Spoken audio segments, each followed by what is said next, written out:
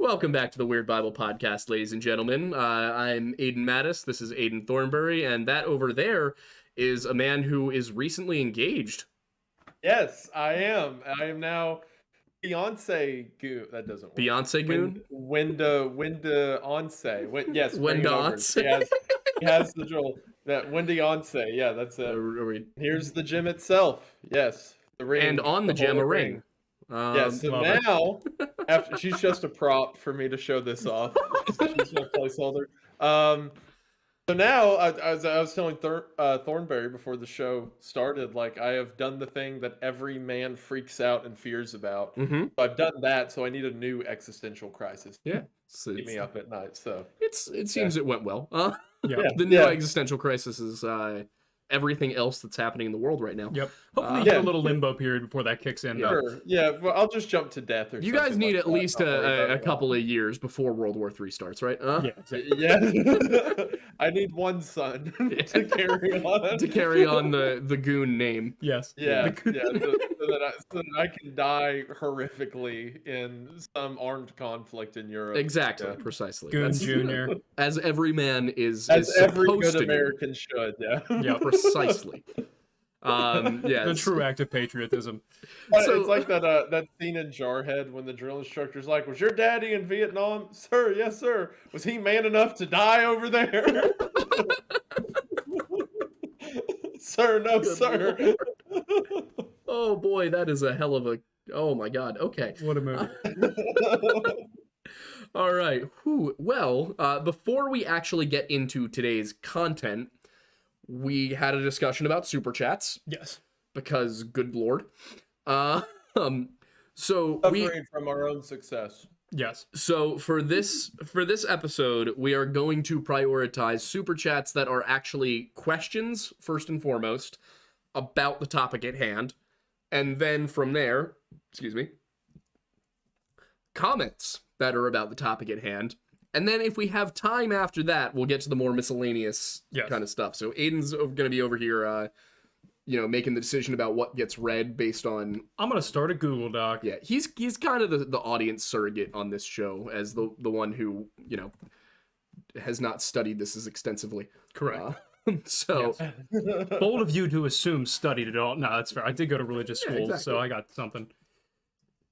Might make it worse, actually. Fair. You've got a great I'm so stupid. I was on the Weird Bible channel. Like, where's the live stream? Is Aiden just talking into the nothingness? No, it's on the Lore Lodge. Yeah, so what happened there was that I went to schedule the stream, and apparently, the first time you stream on a YouTube channel, it just makes you wait 24 hours for some reason. That's right. I forgot about that. Yep. Was not aware of that. Don't remember that from when we started this channel. No, nor do I. I don't know if maybe that's a new thing. I think that's a new policy change because people who were making they would stream inappropriate content, so they just make a new account and then just stream on that one. Gotcha. Immediately, like crypto scams and stuff like that. Gotcha.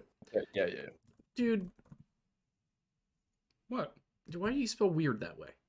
What do you mean? Oh, sorry, I misspelled it. Look, he spelled weird with the I before the E. Well, I typed it without I before E, except after C, and weird, because it's a weird word. Yep. I don't remember the rest of the Y. rhyme. I don't know. What? No, that's vowels. Yeah, I know. I was just throwing it out there to see. I guess all of them are vowels. Anyway, the topic today, we're talking about the rise and fall of King Saul and how that led to the rise of King David, because this is probably going to be a three-parter by the time we get to David and Psalms. Fair.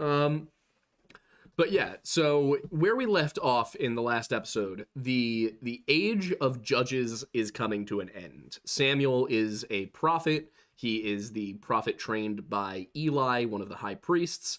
And the situation in Israel is that Israel is not yet a kingdom. It is a collection of tribes living in the deserts between the Ammonites and the Philistines.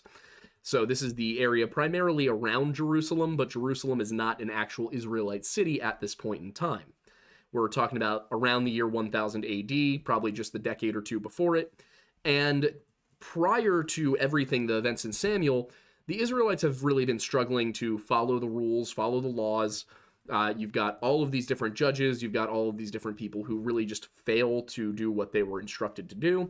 And the Israelites finally say, you know what, we can't do the judges. How about you give us a king? Everybody else has a king. And Samuel doesn't like this. God also doesn't like this, but he chooses, you know what, I'm going to respect it.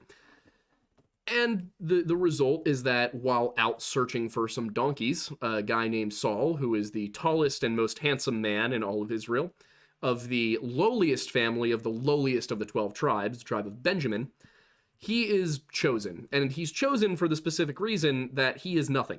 He is, as far as being of noble birth goes, he is as low as you can possibly get. Of course, Benjamin is eventually the only of the 12 tribes that sides with Judah in forming the kingdom of Judah. The rest of them go with Israel and end up worshiping other gods, and there's a whole thing there. But Benjamin does eventually become a very prominent tribe because of that decision. But at the time, they're really nothing. They have very little land, very little property, very little wealth. And that's why you have the son of one of the noble families going off looking for a bunch of lost donkeys instead of a group of servants. And what happens is they end up completely losing track of the donkeys. They hear about a seer, a holy man, who they can ask. They go and they find Samuel. They ask Samuel for help, and he tells them, oh yeah, don't worry about the donkeys, they're found, but come have dinner with me tonight. He goes and has dinner, and Samuel's like, oh, by the way, you're going to be king of Israel now. And Saul kind of goes, all right. Cool. And that brings us to the actual moment where Saul actually is called.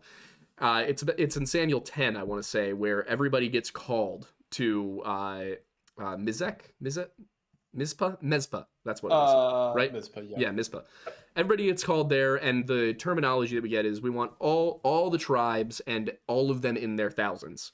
They arrive, and Samuel calls up the tribe of Benjamin, and then he calls up the house of Kish, and then he finally says, all right, it's this guy, Saul.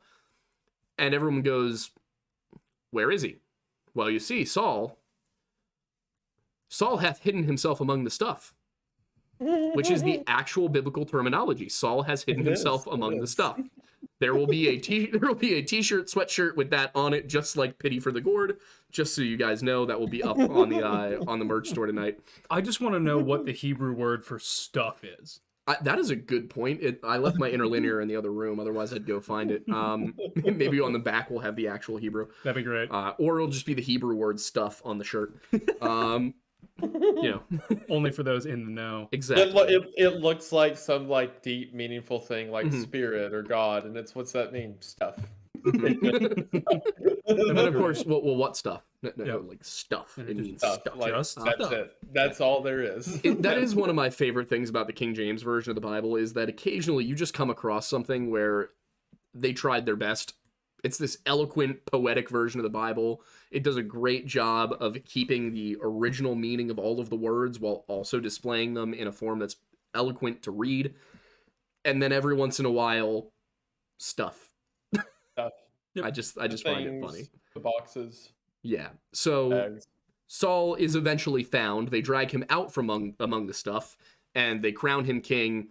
And the very first thing Saul gets to do upon being king, at least the very first thing that we're told about, is that a tribe just over the Jordan, a group of people who I don't believe the tribe is named, but the city is. It's not Gilead. I had it a second ago. Do you know what I'm talking about? The Hill of God, the one with the Philistines. I'll be there in a second. They'll show me the company of prophets. I'm reading through chapter 10 right now. No, I'm talking about after all that, when he goes to fight Nahash. Here we go, yeah. Then Nahash the Ammonite came up and encamped against Jabesh Gilead. And the men of Jabesh said unto Nahash, make a covenant with us, and we will serve thee. So, Isaiah, do you recall what the covenant is? So, if I recall correctly, because Saul makes a few covenants that don't go well in the end, is this the covenant? Hold up, let me make sure that I thrust your eyes.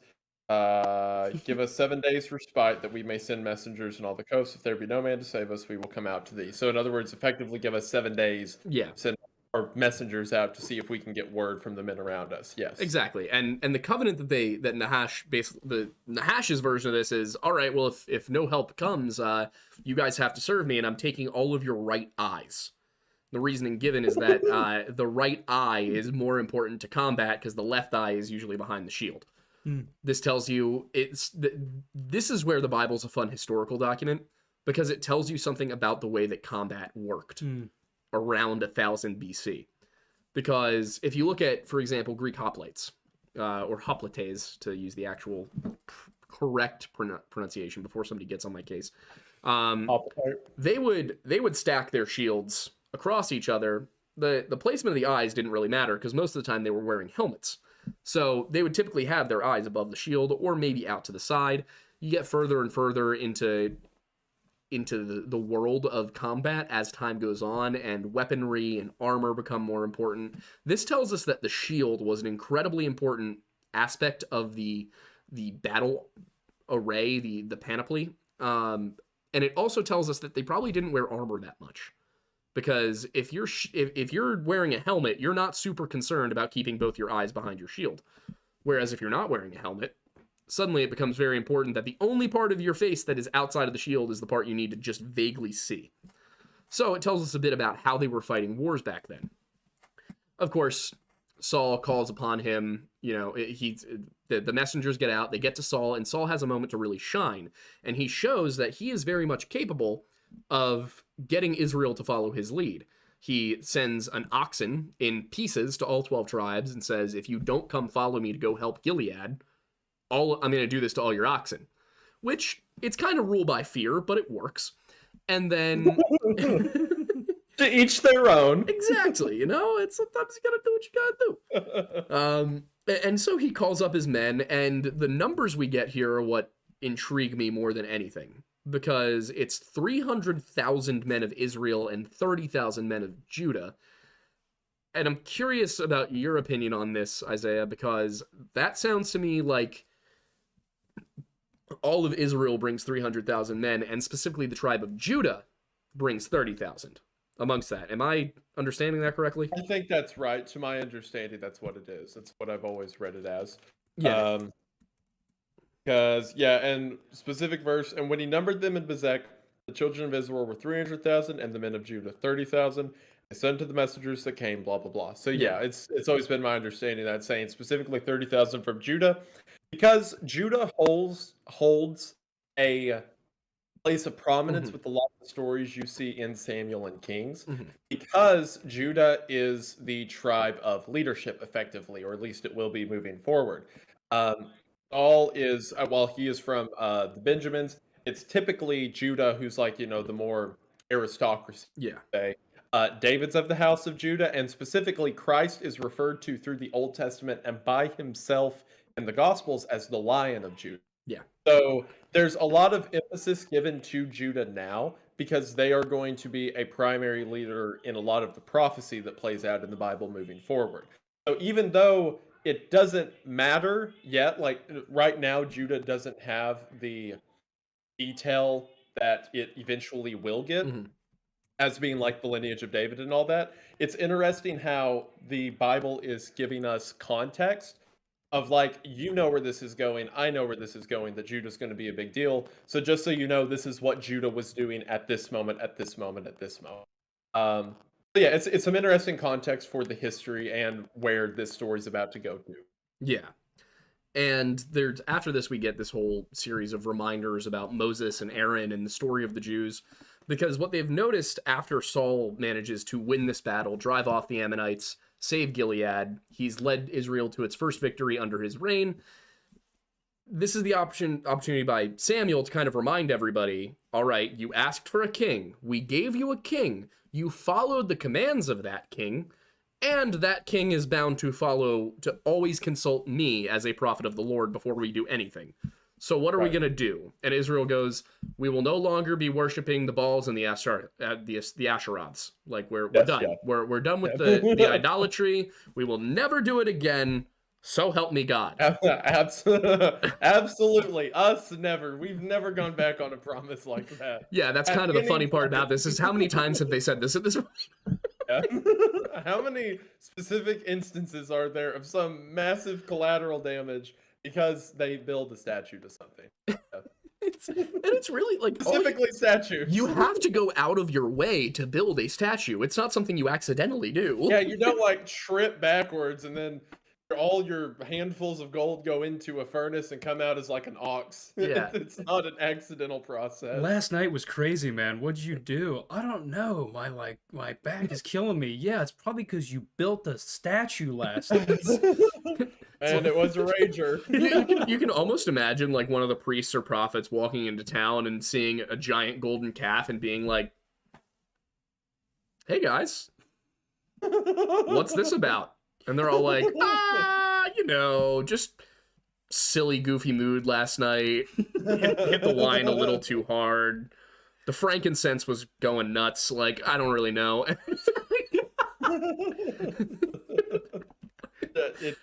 The hazards of the job, you know? No, to be clear, the reason they kept doing this was because they kept getting into minor inconveniences, seeing the people around them not being involved in minor inconveniences, and thinking, well, maybe their god's better than our god. Kept getting into minor inconveniences. You make it sound like they got stopped in traffic and became pagan. Okay. So there was a famine, and they were like, okay, maybe we should try paganism again. But you get my point. Like, we have been getting a lot of comments because in our video about feral people, I mentioned the Donner Party. And I said that people will turn to cannibalism at the slightest inconvenience. And everyone's like, it was 3 months of starvation. That is not the slightest inconvenience. And apparently I have a tendency to downplay things, is what we're learning. It's like they got a coupon for paganism. Like, what did I say? I said inconvenience. It was inconvenient, was it not? Yeah, it was not a good situation to be in. They were not thriving. Like, it was certainly not a convenience, that's for sure. Yeah. It was definitely outside of the norm for the standard practices they were doing. Yeah, okay. All right, I get it. I refer to some things as being perhaps a little bit less important than they are at times. It's okay. It keeps us sane.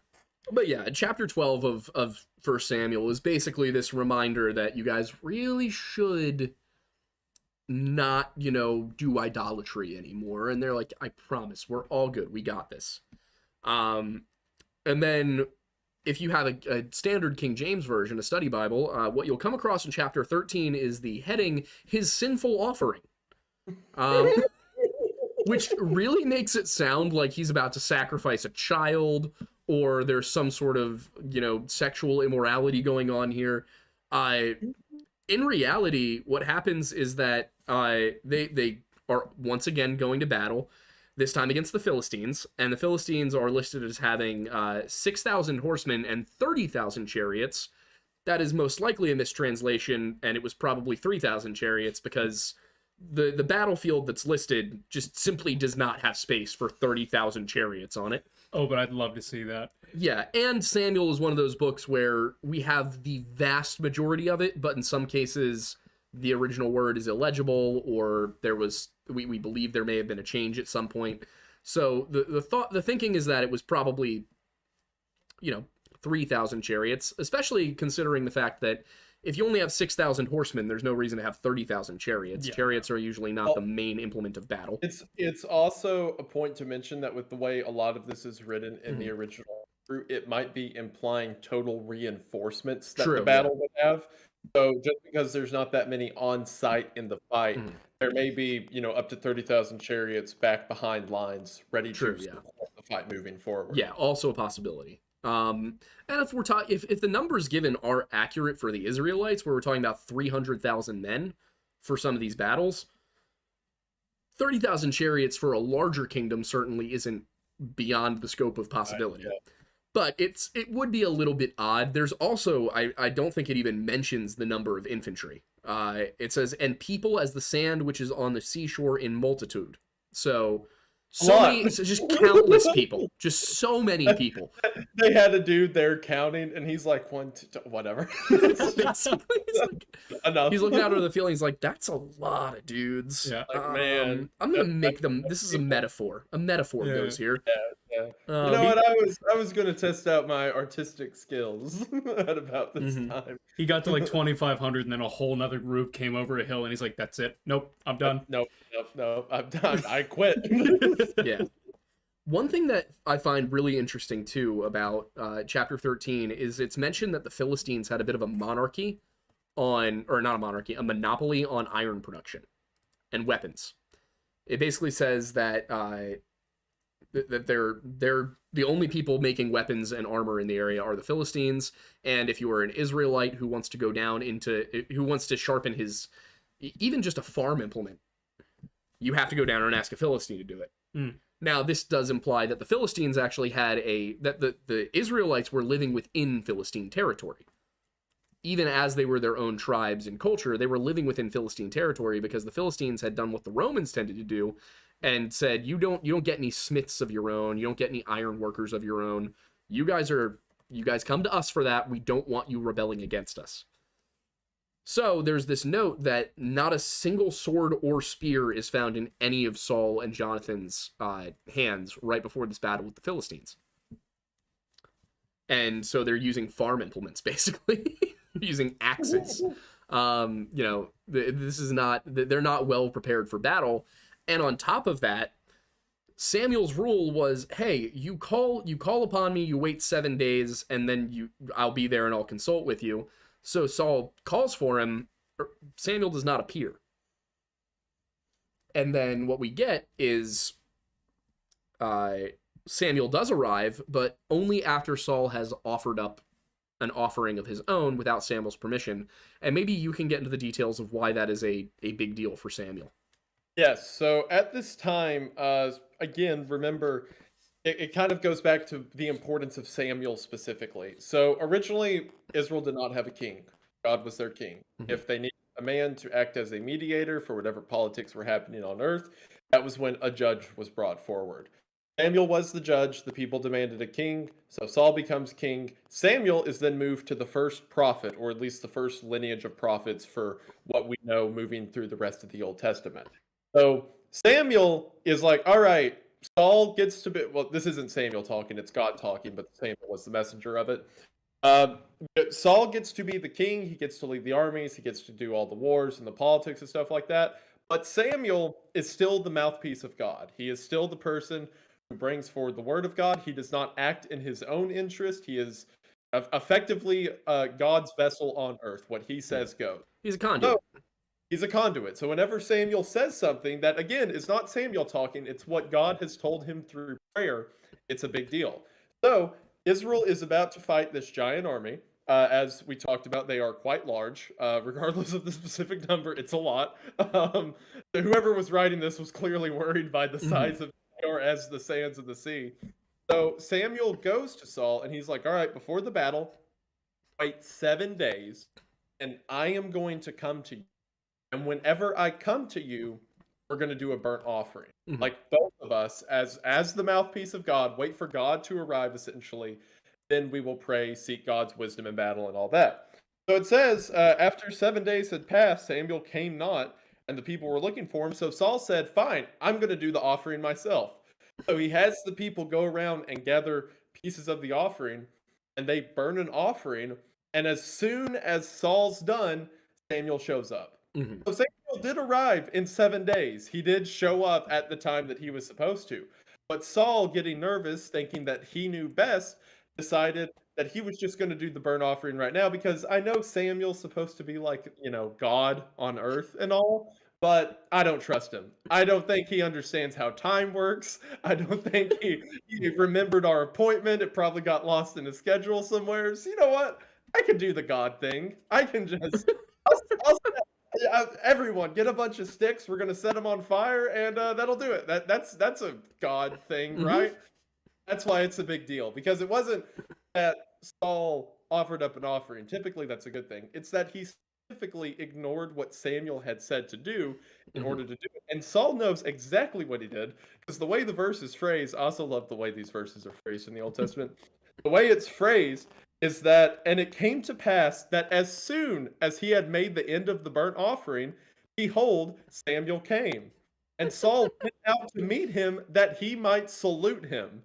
So Saul just broke the rules. He knows right well what he did. He walks out, salutes Samuel, and Samuel said, what hast thou done? And Saul said, well, because I saw that the people were scattered from me, and that thou camest not within the days appointed, and that the Philistines gathered themselves together at Michmash, therefore said I, the Philistines will come down upon me to Gilgal, and I have not made supplication unto the Lord. I forced myself, therefore, and offered a burnt offering. So Saul's doing everything in his power to be like, I screwed up, but I can work my way out of this. he's like, I can reason with God. No, Mom, don't tell Mom. Don't tell Mom. Mom will be mad. Like, you can hit me. Hit me first. Don't cry. Don't cry. Mom will hear you. He literally walked outside, and he's like, well, you had it show. He gives him 3 problems. He says, well, the people are freaking out, and you didn't show up. And the army's going to be here any minute now. And he said, so I forced myself. He was like, I didn't want to have to do it. You made me do it because you were late and I didn't trust you. So I did it myself. So obviously Samuel's not buying it. It says, and I love the phrasing, I forced myself, therefore. And Samuel said to Saul, thou hast done foolishly. Thou hast not kept the commandment of the Lord thy God, which he commanded thee. For now would the Lord have established thy kingdom upon Israel forever. Okay, so what Samuel just said is a big deal, because remember, Saul's the first king. And it's heavily implied, with kingships, unless something super tragic happens, after you die, your descendants continue to rule the kingdom, unless something bad happens. And what Samuel just said is, Saul, you were supposed to be the kingship of Israel forever. It was supposed to be your lineage, and you are doing a horrible job with the leadership that you've been given right now. Anyway, he goes on and says that because thou hast not, what is it? Thou hast sought a man. Oh, okay. I don't know if you want to get in the next part because it refers to David. But yeah, no, we can talk about how it refers to David, because what it says is that basically they got Saul. Saul didn't work out, so they're like, you know what? We're gonna find somebody even more humble than you. We're going even further down the line. We can do worse than a tall guy who's afraid of public speaking. There's worse out there. we took the highest man from the lowest tribe, and then they just invert it, and it goes lowest man from the highest tribe. That's true. That's true. They did. It's a little bit of troubleshooting going on here. It's like tech support. Yeah, God's up there like, all right, I know all of the possible outcomes. I'm just gonna pick one. All right, well, he did a great job. Let's go on to the next guy. Yeah, tech support over there. This one didn't work. Let's try the other one, and it'll be somewhere in the middle. Precisely. I do wonder if David hadn't worked out that quickly, if it would have been like, all right, now we go for the most middle person possible. Like, who's the most average Israelite that exists, and they just find some guy named like Yeshua. It's like trying to find the right temperature porridge. You didn't even get the joke. What? I did. He did. To be fair, Yeshua is Jesus' Hebrew name. Oh, okay. Yeah. To be fair, if anybody here is going to get it first, it's going to be him. Yeah. Yeah, because that is what eventually happens. I mean, we get the whole prophecy as we talk about David. We'll get more into that, but Jesus, part of the rule with him is that the Messiah must be descended from David. So that there's a whole thing here. I mean, getting into the next part of it, because they do win that battle. Like, they do end up succeeding. But then we get to what? I was going to say, particularly because right after Samuel gives his whole thing, Saul immediately apologizes. Yeah. It's like, I'm so sorry, I've done wrong. So God grants him grace. And I do want to mention, while you were talking about like, oh, what would have happened if, Saul would have been right or David wasn't righteous. I think the story itself is an interesting kind of show for us in the modern age of how God works or how life works effectively, because everyone has questions about like, all right, well, if God is all powerful, then what is free will? If free will is a gift, how does God know the future? Right. What is the future in a linear time? Like, stuff like that. People overcomplicate it and think, okay, well, if God knows what I'm going to do, does that mean I have agency or what have you? And I think this is a perfect example that God both knows what's going to happen, and we also have agency in our own choices. Yeah. It's not that God is a puppet master deciding where everything's going to be down the road. It's that he gives us our own decisions and the opportunity to do what we want. Whenever he picks out Saul, he says that Saul is the most righteous man in Israel at the time.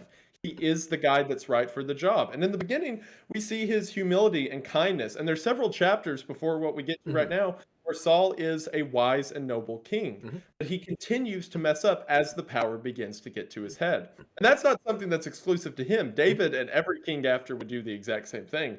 David's sins quite possibly outweigh Saul's, or at least several. They're pretty bad. They're pretty bad. David does some screwed up stuff. He really does. But we see here that God did give the guy who was best for the job, Saul, and Saul, using his own free will, let himself turn to a wicked heart, let himself turn to his own heart. And he essentially lost his position as the man who's right for the job. Rather than let everyone suffer, God had another man picked out. And in that verse, immediately, as actually Samuel is berating him, he says, "But now that kingdom shall not continue. The Lord hath sought him a man after his own heart. And the Lord hath committed that he be captain over his people, because thou hast not kept the Lord commanded thee." That phrase, "the Lord has sought a man after his own heart," is the phrase that's used to describe David over and over again. When Saul talks to him, when his scribes talk to him, they describe him as the king after God's own heart. So here, after Saul messes up, we see that the children of Israel are going to be taken care for, that there is another man. But if Saul had did what he was supposed to and remained righteous, then we never would have heard about David. At least not King David and the shepherd who would grow up to be. But because Saul decided to step out of the will of God, it gave the opportunity for someone else to step into that will of God. Exactly. I think it's not that this was all appointed, like from the beginning.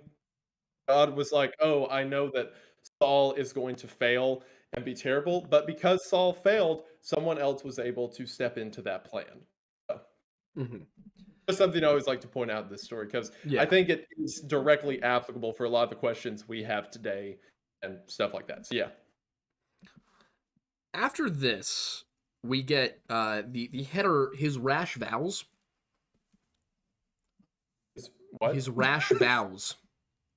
Oh yes, yeah. Whoever was in charge of putting in the headers to the King James version just went so hard.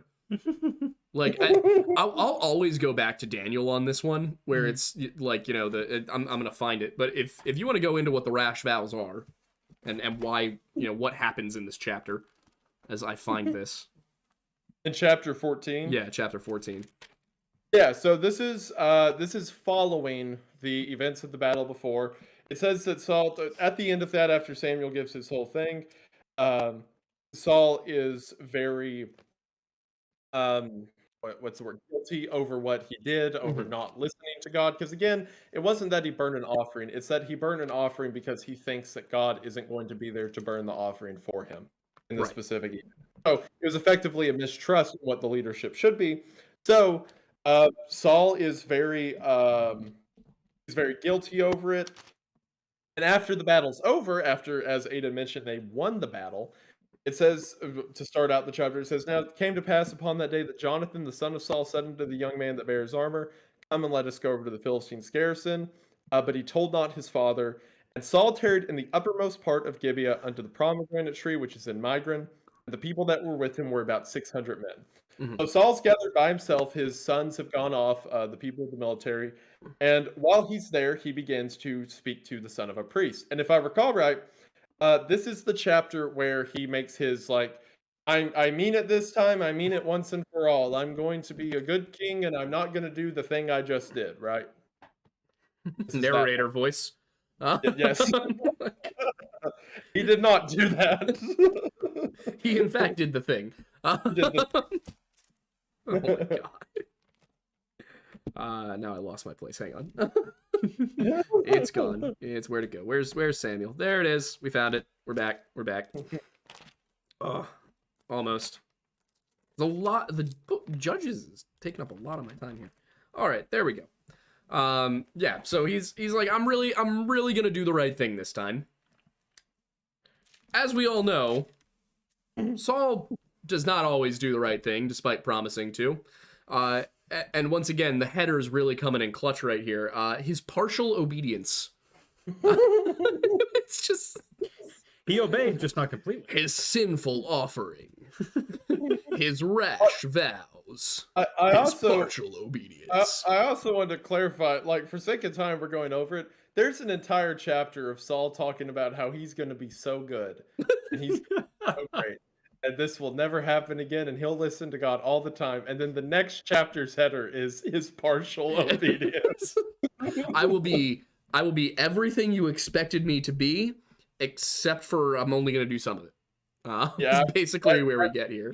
I was going to do part of it will get done. You'll have to guess which ones.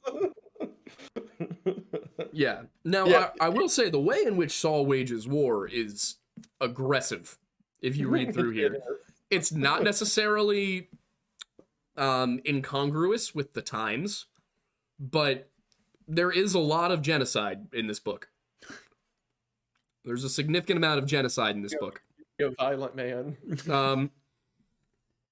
Now, of course, Saul is only doing what everybody else around him would do in his shoes, but it's not. This is one of those parts of the book that's a little hard to reconcile, because you're like, is Saul being a good guy right now? Are we endorsing this? Are we okay with massive violence? I was gonna say, like, are you sure it's what anyone else would do in his position? Any of the other kings of the time, yeah. Fair. I mean, look at what here's look at it this way. Nahash, when he comes to Gilead, he says, "If you all serve me, I'll only cut out your right eye." What do you think he's gonna do if they don't serve him? Much worse. Murder every single one of them. Yeah. Take their women as concubines, take their children as slaves, murder all the men. In a way, the way Saul wages war actually is a little bit more merciful, because they don't take anybody as slaves. They just kill everyone. So is it better to be dead or a slave is really the question here. Well, That's a question I don't know if I want to answer. It's also, there's a study, it's a bit bigger than the scope of what we're talking about right now, but there is an interesting study to be had in how a lot of these kings waged war, because Saul isn't the only one to do it. He's the first one to do it, but he's not the only one to do it to this degree of kind of like these campaigns of conquest.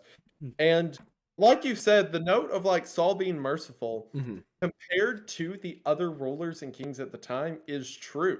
But we've seen time and time before that God has explicitly been like, look, when you go to war with someone, it is because they are actively standing in your way, because they are trying to destroy you. They're trying to kill you. And now when the people want a king, one of the first things they do is they go on these war paths like all the other nations. And it's like a corruption of the people of God going out to tear up other nations and attack just like everyone else does. It's an interesting kind of downfall of the place they're supposed to be, place of power, which also goes back to Samuel's speech whenever they first asked for a king, and he was like, if you want chariots and war paths, this is what you're going to get.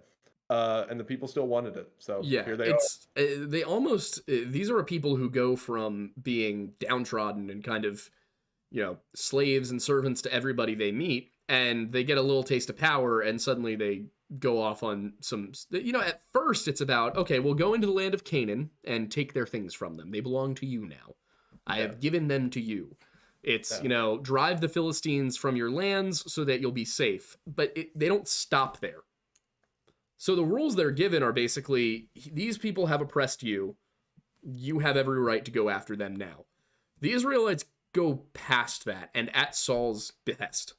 It's not them just kind of doing this because they feel like they're supposed to. At a certain point, it goes beyond that, and they're even told not to take the spoils. They're told not to take the treasures.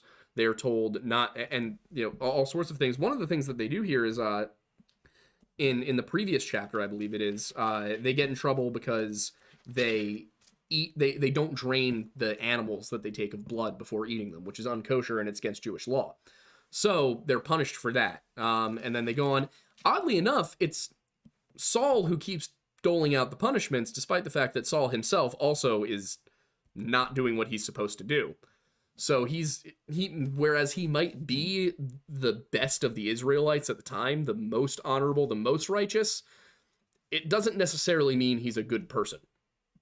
Is kind of the interesting thing here. And it's a very difficult theological subject to broach, but just because somebody's the best you have does not necessarily mean they're a good person. Sounds like they go from Yeah, righteous to unjustifiably rebellious, in a sense. It's not even rebellious at this point. It becomes conquest. But we do. It's good you mentioned the word rebellion, because in 1523 it's for rebellion is as the sin of witchcraft, and stubbornness is as iniquity and idolatry. Because thou hast rejected the word of the Lord, he hath also rejected thee from being king. Now, of course, this is in reference to Saul and Saul's rebellion against the Lord. So rebellion can be justified. Rebellion against the Lord in this case is never justified. Yeah. It's never acceptable to go against God. But if you're being, for example, the Jews will eventually be oppressed by the Babylonians and by the Persians and by the Greeks and by the Romans and by you Just get my like point. everyone. They will go on to consistently be oppressed by everybody. There are some rebellions that are good in these cases. For example, the Maccabean Revolt. That's a good one. That's a rebellion against not only Antiochus IV, but also a group of the Jewish priestly class who have sided with the Greeks and started to basically say, no, we should be okay with the Greeks, even though they're trying to get rid of our religion and our culture and all of that. They're pretty cool. And so that rebellion, if you look at who's rebelling against God in that situation, it's the priests. It's not the Jews. So that's one of those circumstances where it comes in and it kind of goes full circle, and suddenly the people have to throw off their own leaders because they're going against God. It's a good reminder that intent of the actions is important in the sense of, when you start out as a righteous rebellion against those who are oppressing you, that's one thing. But when you kind of, like you said, shift into more of a conquest mentality and you don't listen to the the holy word or just even the morality of the situation, then you're clearly crossing a line that is the only word that comes to mind is despicable. Also, I don't know what it is with biblical prophets and just dropping absolute bars every time they talk to somebody, but basically as Samuel is reprimanding Saul for how he's only been partially obedient to everything, he says, it goes, let me see. And as Samuel turned about to go away, he laid hold upon the skirt of his mantle, and it rent. And Samuel said unto him, the Lord hath rent the kingdom of Israel from thee this day, and hath given it to a neighbor of thine that is better than thou. Yes. So that can I talk about the events that happened in chapter 15? That's what I was hoping to do, is give people the punishment so that we could then. I wanted to build the suspense here. All right. Sorry. I was about to toss it to you. I was like, we have to talk about the goat bleeding. It's so good. Okay. All right. This is one of my favorite, most memorable little segments of the Bible. So this is again shortly after Saul did his whole "I'm going to be a very, very good boy forever." Okay. Also, it should be mentioned in that chapter 14 that we kind of rolled over wherever he's asking forgiveness. It said that because he has repented and truly, in his heart of hearts, asked God to forgive him, that the kingdom's restored to him. Okay, so he messed up, and Samuel's like, look, there's another guy who's going to take your place, which we know is David, because it says, man after God's own heart. He's like, there's another guy who's going to take your place. God's not going to let this kingdom fall in spite of you. So you can either get with the program or get out. So Saul asked for forgiveness, and at the end of it, Samuel's like, all right, kingdom's yours again. All is forgiven out of mercy. And then Saul immediately messes up. So this is after he's forgiven. It says they go to fight. It was in chapter 15. They go to fight the Amalekites. Yep. So whenever they go to fight the Amalekites, this is also, again, people never understand the historical context for it. Amalekites, very bad, no good people. Yeah. These are a group of people who do child sacrifice. They not only worship false idols, but they are slave traders and murderers. Yep. They're despicable in every sense. And at a time when spirituality is very physical, angels and demons physically roam the earth, everything these people have is infested with them. It is unholy. It is unclean. You're not to touch it. So whenever they go to fight the Amalekites, it says, thus saith the Lord of hosts. I remember that which Amalek did to Israel whenever the Amalekites originally attacked. Now go and smite Amalek and utterly destroy all that they have. Spare them not, but slay both man, woman, infant, suckling, ox, sheep, camel, ass. He says, when you go into that place, nothing comes out. Mm-hmm. All right, you're destroy it. The Amalekites don't exist. They're effectively the spawn of the devil. So, and Saul goes to the other people who are living among the Amalekites and even tells them like, hey, you're not our target, but we have orders to kill everybody who's in this city. So if you don't leave, you're gonna die. And they do leave. Yes, most of them ditch except. Go ahead. Sorry. I was just gonna say really quickly, just to be clear about this, there are two groups that Saul is fighting at this point. He's fighting the Philistines, who we don't totally understand what they are to this day. There's a lot of people who have ideas. One of the suggestions is that they are Greek colonists who are fleeing the fall of Mycenaean Greece. There's one of the leading theories at the moment is that the Philistines were originally a group of Mycenaean Greeks or Minoans who went over to the Near East, to the Levant, settled there, and then began to intermingle with the native Canaanite population. The Israelites, of course, are Canaanites, as to an extent. They're a mix of Babylonian and Canaanite. And then the Philistines come in, they seem to be a mix of Greek and Canaanite. And then the other group the Israelites are fighting at this point is the Canaanites. That's who the Amalekites are and all of that. They're all groups of Canaanites. There's also, in my weird conspiracy theory, reason to believe that the Amalekites were part of the dark race or the race of giants or Nephilim that are a part of it. Just want to throw that in there. Anyway, Amalekites. All right, I'm interested why you say that. The mentions in the Old Testament of not the Nephilim. They're called like the seed of man or something like that. But are you talking about the Rephaim? No. Maybe they're called the Rephaim at some point, but specifically it's mentioned in either, I think it's Leviticus, maybe Chronicles, I think it's Leviticus, so it mentions that they have dispersed themselves among the heathen people of other lands. So more conspiracy theories for me that these people are really the spawn of the devil. And we should talk about that one, because now I'm curious. Anyway, so the Amalekites, no good, bad people. So it says that, okay, Saul's command, get in there, no survivor. So what does Saul do? It says he smote the Amalekites from Havilah unto the Shur that is over against Egypt. So they're wiping them out everywhere. And he took Agag, the king of the Amalekites, alive and utterly destroyed all the people with the edge of the sword. But Saul and the people spared Agag and the best of the sheep and of the oxen and of the fatlings and the lambs and all that was good, and would not utterly destroy them, but everything that was vile and refuse, that they destroyed utterly. So they got in there and they started killing, and they're like, but these are some cool sheep. These are some really cool camels. Hate to kill those, even though, again, the commandment was these guys are horrific. They need to be wiped out. Saul's like, but what if we turn this from a war of protection into a war of conquest? What if now we're like, what if we get some loot out of this? What if we get something that we can bring back home? So, with that, whenever he decides to not, again, do what God said and decides to keep some of this stuff for himself, it says, then came the word of the Lord unto Samuel. So at the same time this is happening, God starts talking to Samuel. And it says, this is God talking, it repenteth me that I have set up Saul to be king. For he is turned back from following me, and hath not performed my commandments. And it grieved Samuel, and he cried unto the Lord all night.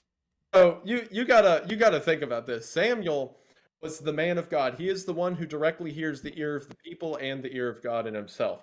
People said they want a king. He talked to God. God gave them the king. Samuel is supposed to be the mediator and all. Supposed to be the man. And as soon as this event happens, that Samuel's not even there for, God speaks to Samuel and says, it grieves me that I chose Saul to be king, because he's continuously messed up his chance. God gave Saul a real chance, but Saul actually gave Saul several chances. Gave Saul multiple chances. And Saul continues to misuse those. And now Samuel, as the mediator, sees that the man that he is supposed to prop up to be the man of God keeps falling. And it says Samuel cried unto the Lord all night. Yeah. So anyway, I love that next little bit too, where and Samuel came to Saul and said unto him, blessed be thou of the Lord, I have performed the commandment of the Lord. And Samuel literally goes, then why do I hear goats bleating? Yes, that it is one of, this is up there with pity for the gourd. Yep. It's so good because the way it's worded is Samuel walks up, comes to Saul, and Saul yells, "Blessed be thou of the Lord, I have performed the commandment of the Lord," which was again to kill everything. Mm-hmm. And Samuel came to Saul, and Samuel said, "What meaneth then this bleating of the sheep in mine ears?" And the lowing of the oxen, which I hear. It's so sarcastic. I love it. Samuel literally walks up. He's like, "Oh, you killed everything? Okay. So why do I hear sheep? Where are they coming from?" This entire event feels like it could be in a sitcom. Yes, like you can almost feel it. Like Saul walks into the room and there's the like cheering and clap, or Samuel walks in, there's cheering and clapping, and Saul's like, "Hey, I did it. I did what God said." And then Samuel's like, "Then what's this sheep bleating I hear?" And the laugh track goes, like. I hate that my instinct is pinning these people as characters in Seinfeld. That's appropriate, actually. That's a good point. He was a Jewish comedian. Yep. So that tracks. Somebody make that edit where Jerry is Saul. Somebody use a deep fake to have Jerry Seinfeld be Saul here. Yes. No. Jerry's got to be Samuel here. Yeah. And then George is Saul. Actually, oh my gosh, could you imagine a deep faked episode of Seinfeld, but it's like Saulfeld? I did it, Jerry. I did it. Then why do I hear the sheep? Why do I hear Samuel Feld? Oh, good Lord. Somebody it. do that. I'm not going to do it, but somebody do it. We've broken Isaiah. I mean, to be fair, I'm fascinated that we made it this far without that happening yet. I'm proud of you guys. It took a whole hour. I performed the commandment of the Lord, Jerry. Then what's with all these sheep? I performed the commandment of the Lord. It's the meme. What's going on in there? I'm performing the commandments of the Lord, Jerry. What's going on in there? It's the commandment of God, Jerry. And then Kramer, sheep crowded up on the wall.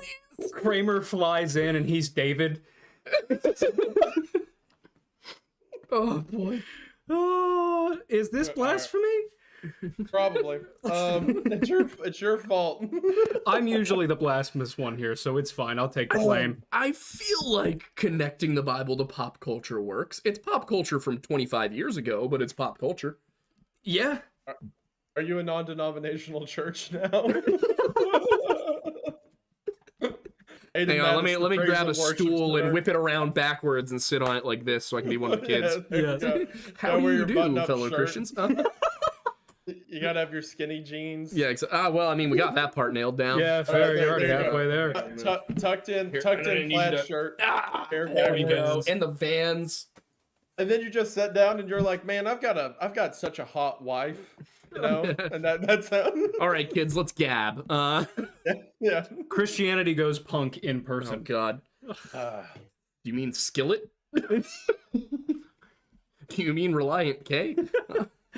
Do I need to whip out the playlist? Because I have the playlist. Oh, I know. I have an unforeseen Christianity playlist on Spotify. Oh yeah, you've told me about that. That's right. I remember that. Yes. Well, I should probably share that on the link tree or something. Yeah, that's a good point. It is a real thing and not something you lied about just now.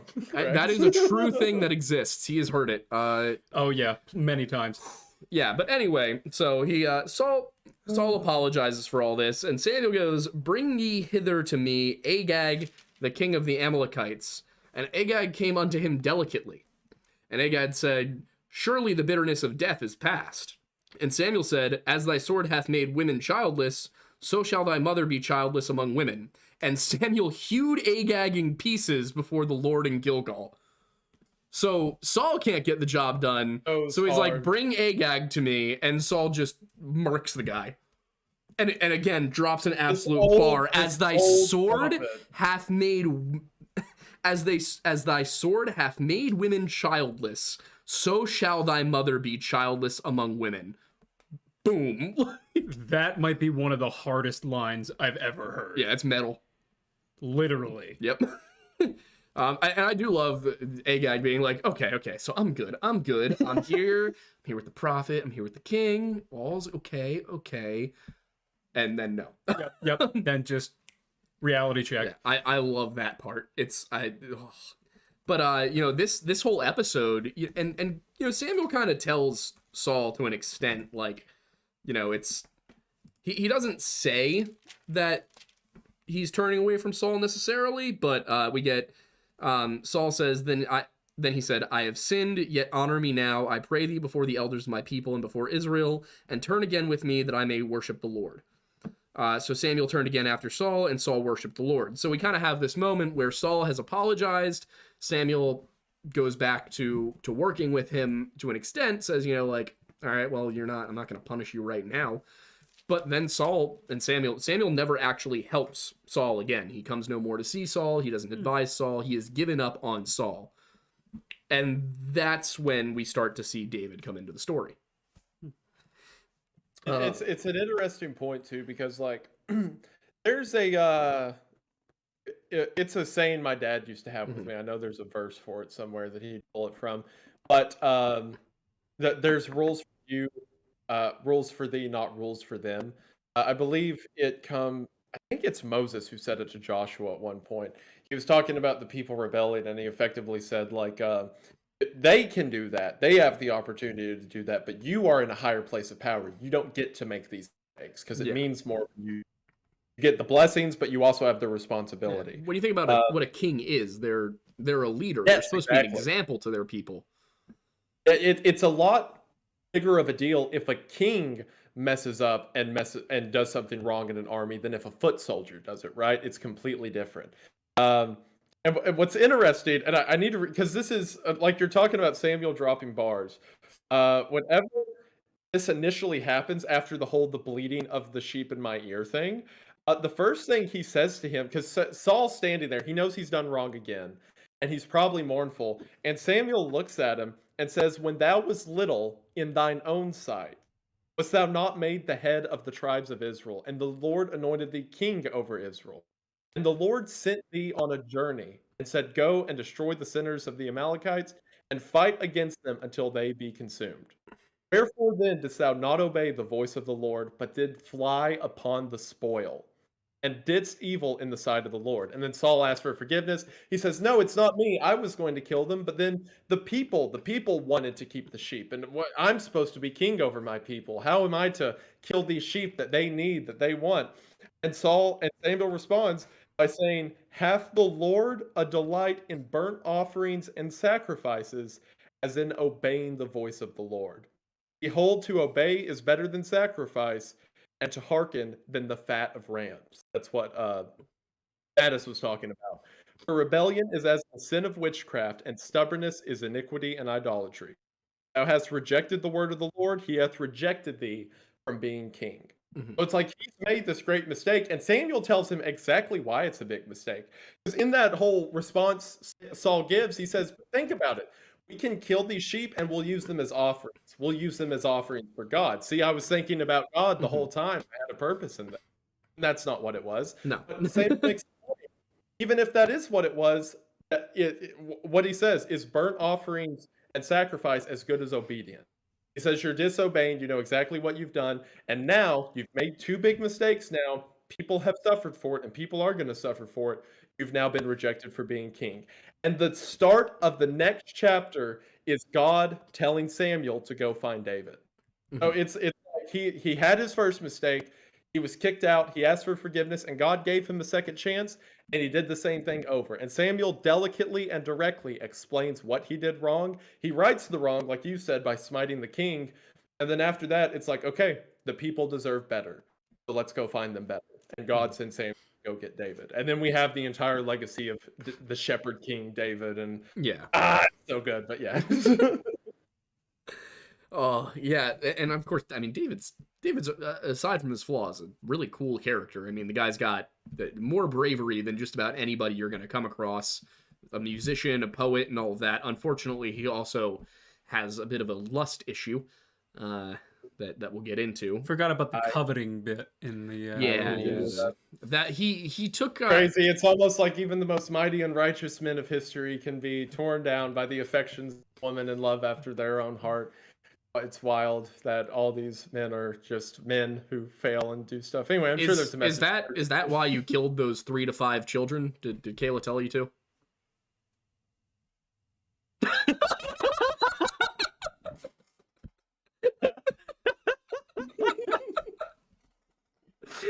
Brilliant. That's a good bet. I need to remember that one's in the back pocket. Whenever you say anything. We pull that one up on the stream on Twitch every now and then. Oh, good Lord. To laugh. I'm glad you've got mileage out of that. Just to keep it fresh in people's minds. Exactly. I'm playing. They came up last night. We were playing the new Sons of the Forest game, and there's one of the things you can fight in that game is evil mutant babies that fling themselves at you. And I was whacking them left and right. I was dropping those little guys. And somebody goes like, "This is like that one Wendigoon clip." Like exactly, precisely. You killing get it. Children. Yeah, what I said was actually worse. I'll tell you later. Okay, perfect. That was rough. It's okay for Twitch, not for YouTube. Yeah, no, it's actually not okay for YouTube. Especially on a Bible show. Yeah, so I do like how the immediate reaction of the people of David's tribe is, are you here in peace? When Samuel walks in, they're like, you're here for a good reason, right? And Samuel goes, yeah, don't worry about it. Everybody, we're going to anoint each other. We're going to do a sacrifice together. And, it's all going to be good. There's nothing to worry about. Now, of course, Samuel himself is quaking in his boots because he's convinced that the second Saul hears about this, he's like, Samuel's getting got. And God's like, no, you're good. Just go do it. Just go do the thing. I've got this whole thing planned out. We're fine. And so he goes in and he finds, again, sometimes the names in the Bible make me laugh a little bit because you've got names like Belshazzar and Samuel and Abraham.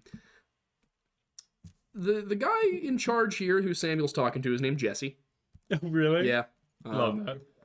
So, yeah, Jesse, I believe, is the patriarch at this time of Judah, right? Yes, of the tribe of Judah, yeah. Yeah, and they go in, Samuel goes in, and he says, "Are here all thy children?" And Jesse says, "There remaineth yet the youngest, and behold, he keepeth the sheep." And Samuel said unto Jesse, "Send and fetch him, for we will not sit down till he come hither." This is, again, reinforcing the idea that David's almost an afterthought for his own dad. Is, like, okay.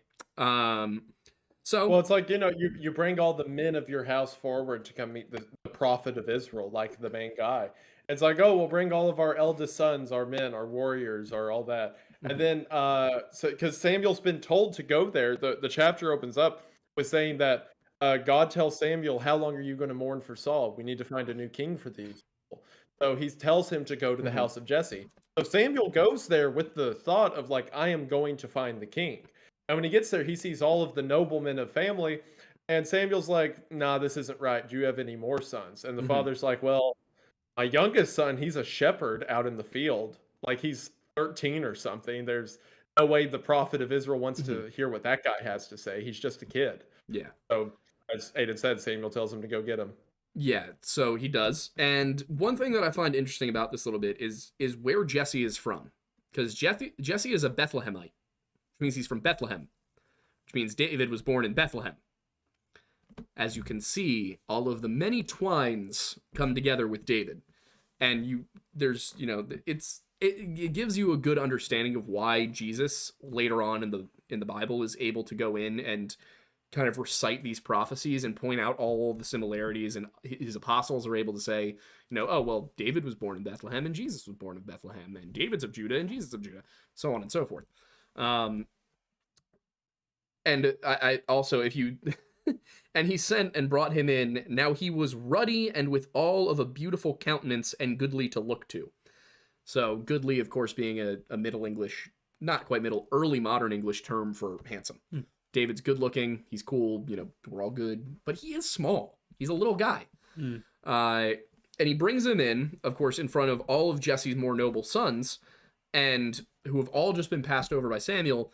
And the Lord says to Samuel, who himself is a little surprised here, "Arise, anoint him, for this is he." And Samuel doesn't question it.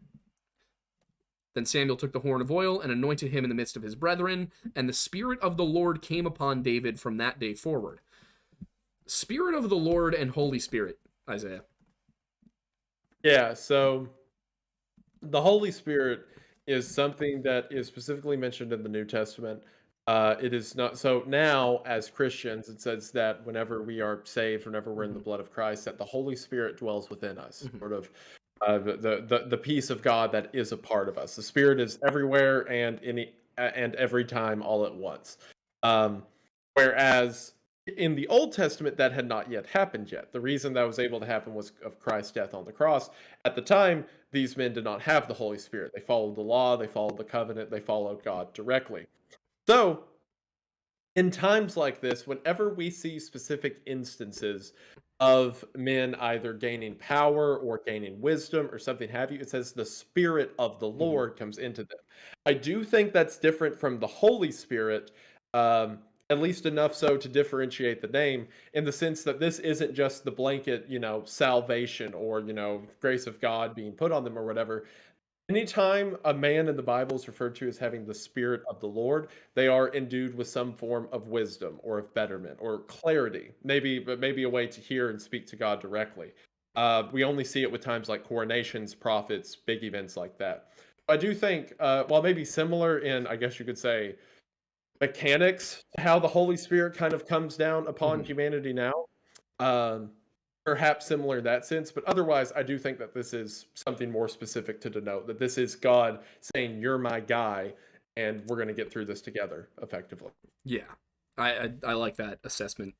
It's better than I could have worded it. And somebody I just caught this one in chat. Somebody said in Strong's Concordance, actually David was weak looking as in he was small. He was a little frail. He wasn't what you'd expect, especially after seeing Saul, who's this tall, muscular, good-looking soldier. Yeah. David he's a young guy. He's small. He's not even really, they don't even give him a sword and a spear. Like he's a little dude. And so he's not, it's not that he's ugly. It's just that he doesn't look strong looking at him. Yeah. And this is, of course, it says, specifically in verse 7, off of that, it says, "The Lord said unto Samuel, Look not on his countenance or on the height of his stature, I have refused him. For the Lord seeth not as man seeth. Man looketh on the outward appearance, but the Lord looketh on the heart." Yeah. So he tells Samuel before he even gets there, he's like, don't think about how tall he is, his stature. We're talking about matters of the spiritual and supernatural right now. Being under 5 feet does not matter. That does not apply here. Like the last guy was the physically imposing figure that the people thought a king should look like. This one is how a king should behave, how a king should act like. Yeah, he had just chosen the guy who looked like a king. Now he's going to choose a guy who acts like a king. That went great. Yeah. Yes, yeah. And we're finally getting to the part of this podcast that I think everybody's been waiting for, and then we'll go to questions. Because there's one short part first, but then we're getting to the little bit that I think everybody wants to know the thoughts on, which is David and Goliath. But David immediately he goes and he's employed at Saul's court. He becomes a servant of Saul rather than immediately replacing him. There's a period during which he's beneath Saul. He's serving Saul because Saul is not yet aware that he's no longer king of Israel. That the other king has been anointed, that he's there, that he exists. As far as Saul is concerned, he's still king. And the Spirit of the Lord departs from Saul and goes to David, but it says that an evil spirit is sent from the Lord to Saul. So I'm curious what you think about that. The Old Testament, the term evil is used a lot. I don't love the translation there personally, because I went back and I looked at it. The Hebrew word, I believe the word used here is ra, doesn't mean evil. And I might be wrong. This might be a different translation, but my understanding of this is that the term used here is actually more akin to dysfunctional. A dysfunctional spirit. Now, it could also be an evil spirit, but evil spirit is a term that typically refers to demons. So do you think that Saul got a demon? Or that he just kind of was like befuddled? This goes back to something I was going to mention earlier, but I decided to wait till now to bring it up. So thank you. Of course. There is a theory proposed by a lot of scholars I've read, which I don't know how much I would directly say this is like, yes, this is truth, but it is something interesting to think about. The idea that Saul had some kind of mental disorder, some kind of hysteria, some kind of mania. Because there are several instances, you kind of mentioned it earlier, whenever you were like, yeah, Saul is doing, like, he's being bad. He's going against God, but he's also deciding judgment for people who are bad against God. And it's something that we see out of Saul a lot. He will do a horrific act and then super overcompensate by doing something that didn't really matter in the first place, and then he'll just swing back and forth. People have speculated maybe he has bipolar disorder. Gotcha. Some people have thought maybe it's a manic sense, but yeah, borderline personality disorder or something like that. Yeah, some kind of BPD or something like that. There's instances later where he will take a spear and throw it at David to kill him, and then immediately afterwards crawl on his hands to knees, crying to David, asking him to come back. Yeah, it seems like he has poor impulse control. Yes, yeah, he'll flip from trying to kill someone to asking them if they want to be king. There's near the end of Saul's reign, there are multiple times where he commits massacres on his own people. If he thinks someone has talked to David, there's one time that a priest just lets David through a door. He has the priest, all of his apprentices, which is like 60 people, and the priest and all the apprentices' family slaughtered because they talked to David. The next day, he tears off his shirt and bows down, offering it to David, asking him to be king in Saul's place. Like, complete levels of, like you said, poor impulse control. Yeah, it really it does make sense if you look at it, that's how it would be written about. That, the Spirit of the Lord departed, and suddenly Saul just goes crazy. And the wording there, I think, is also interesting. It doesn't specifically say that the Lord sent an evil spirit to Saul. It says, the Spirit of the Lord departed from Saul, and an evil spirit from the Lord troubled him. It's not saying that as soon as David was picked to be king, that God just like pointed his finger at Saul and then sent like a demon to possess him or whatever. The way it's phrased is that because he's no longer you talked about that Holy Spirit, Spirit of the Lord. The Spirit of the Lord is now on David. He's the guy with the divine countenance and ability to rule. So the Spirit of the Lord leaves Saul, which means now Saul is open to a new spirit, an evil spirit. So what my opinion's always been is that Saul has had these personal troubles and these downturns, potentially a mental illness, potentially some kind of hysteria, who knows. But Saul has had these mental troubles in his mind. And whenever he was made king, the Spirit of the Lord came upon them, and he was able to be better than them. Like, he still had his sins and his temptations, which he acted on, but he was able to turn himself from them and try to be better. But now that he doesn't get that bonus, now that he doesn't get the protection of the Lord, he's left to his own devices. And we see him become much more belligerent and malicious after this. Yeah. I think it's just that, like you said, that's how it would be worded, someone with an instability of the mind.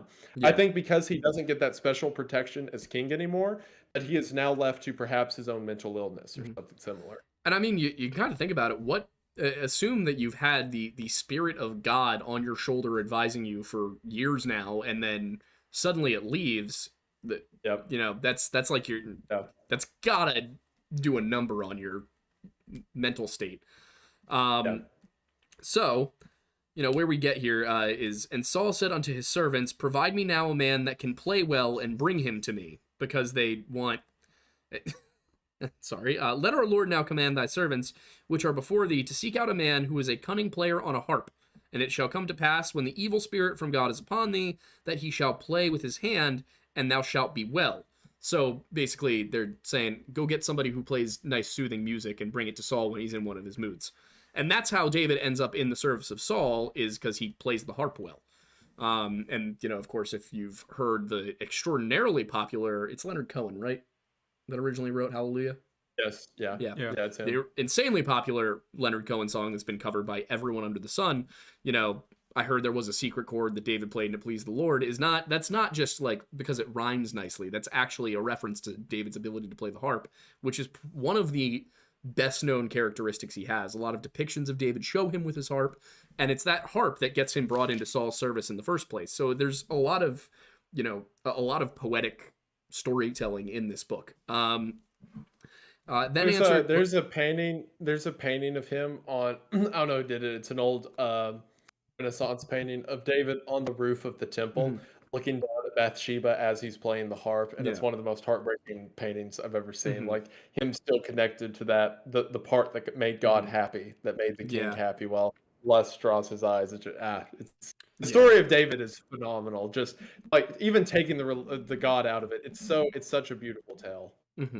Real quick before you hop to the next part, just in relation to your comment about saying how you know, it must have been really damaging for God to essentially leave you after being so like prominent in your life.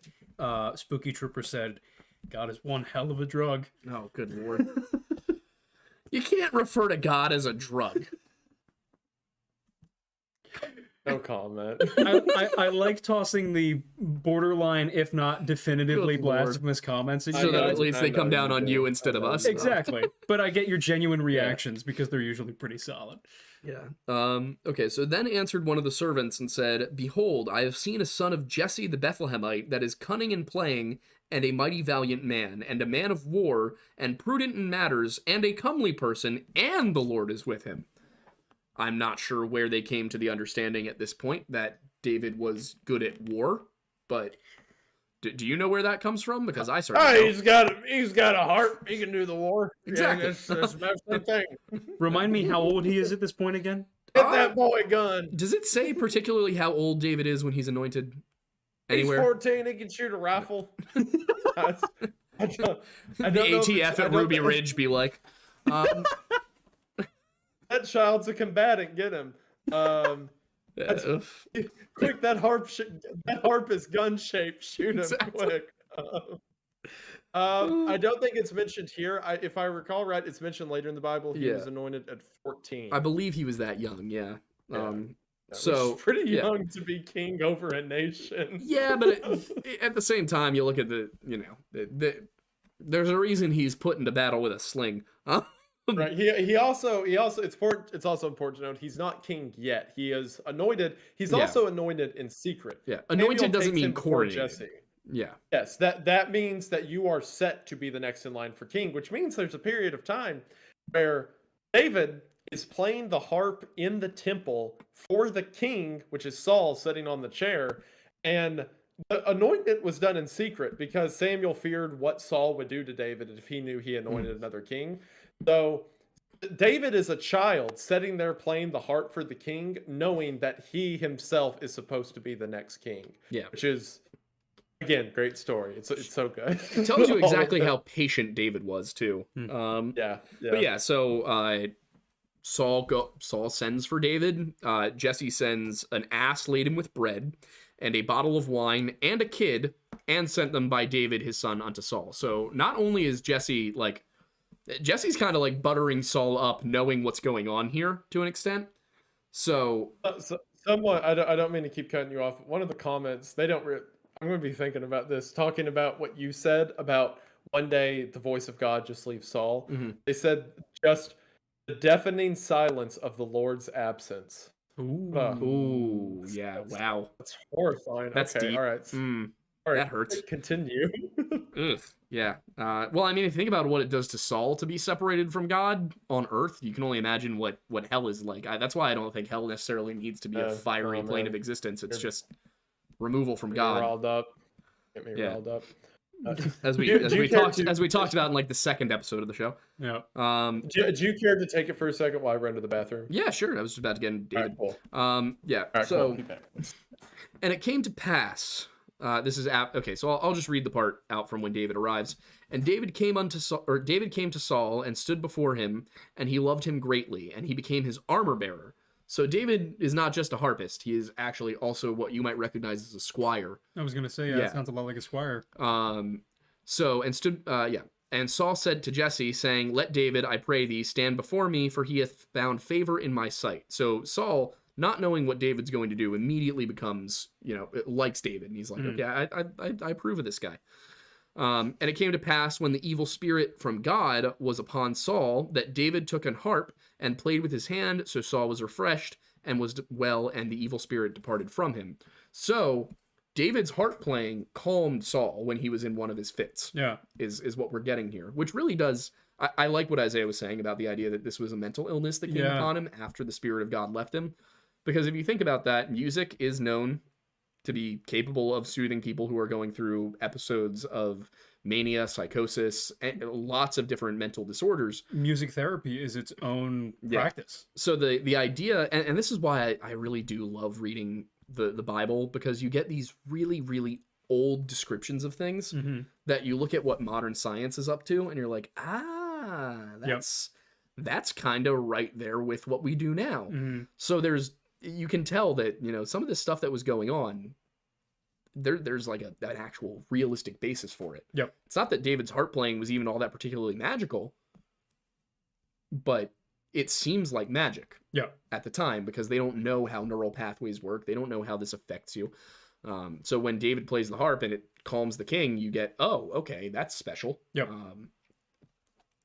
So then we get to the part you've all been waiting for. The rise of David over Saul and David's defeat of Goliath. This is chapter 17.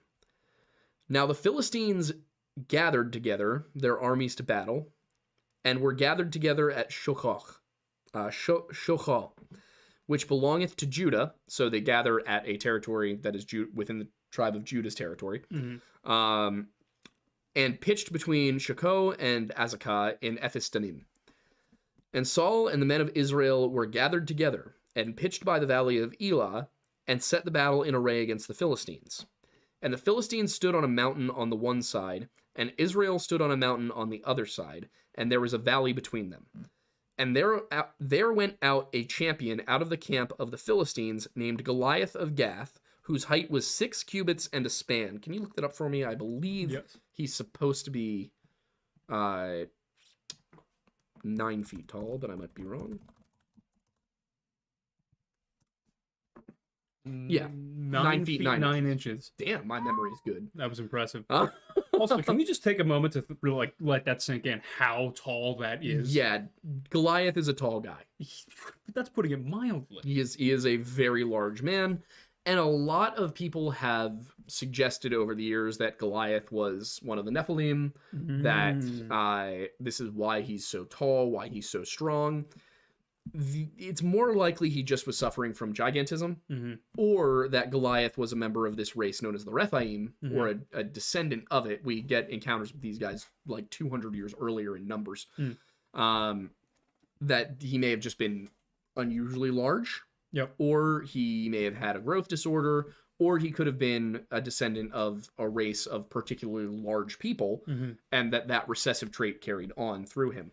I know it's unlikely given the fact that it is such a specifically notated height, but is it possible with a little bit of a game of telephone that it was a bit, it was more used to represent the metaphorical size of Goliath versus David rather than the actual size?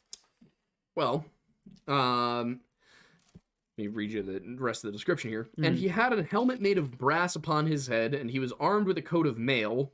That's not right. I'll explain that. Okay. It's not necessarily a mistranslation, but it's a time-sensitive translation. Yep. And the weight of the coat was 5,000 shekels of brass, and he had greaves of brass upon his legs, and a target of brass between his shoulders. And the staff of his spear was like a weaver's beam, and his spear's head weighed 600 shekels of iron, and one bearing a shield went before him. So the level of detail really suggests that it was written specifically. Somebody recorded this. Yeah. Yeah. So somebody, like, potentially even, like, in order to get those measurements, you're not just looking at him, you're taking his armor back and weighing it. Yeah. Like, you know exactly what's going on here. I'll wait for Isaiah to get back to get into the specific discussion about the giants, because it's Isaiah. Yep. Somebody clip that one. But one thing here that is important to note in determining who specifically the Philistines were, this whole champion thing is one of the reasons people think it's the Greeks. Because if you read the Iliad, this is what the Greeks do. The Greeks and also the Anatolians, but the Trojans, is they'll line up in their battle lines, and it's not always necessary that the two sides fight. It's almost like taking an average. If your champion is better than the other side's champion, if that's the best guy in your army and he loses, what's the likelihood your army wins? So if you're looking at a situation where you had two pretty evenly matched armies, that would be one way of doing things. Now, this does occur at other points in history later, like with the Vikings and the Celts and the English, where you'd often see Viking champions challenge somebody from across the field. But that seems to have been more of an ego issue and a way to gain renown than it was a way to avoid a wider open conflict. This could have been that. This also could have been a way of saying, all right, we'll let our champions settle it instead. But what you get is that Goliath goes out. He's the champion for the Philistines. And he stood and cried unto the armies of Israel and said unto them, where are ye come out to set your battle in array? Am I not a Philistine, and ye servants to Saul? Choose you a man for you, and let him come down to me. If he be able to fight with me and to kill me, then we will be your servants. But if I prevail against him and kill him, then shall ye be our servants and serve us. Which is why this kind of is believed to be Greeks.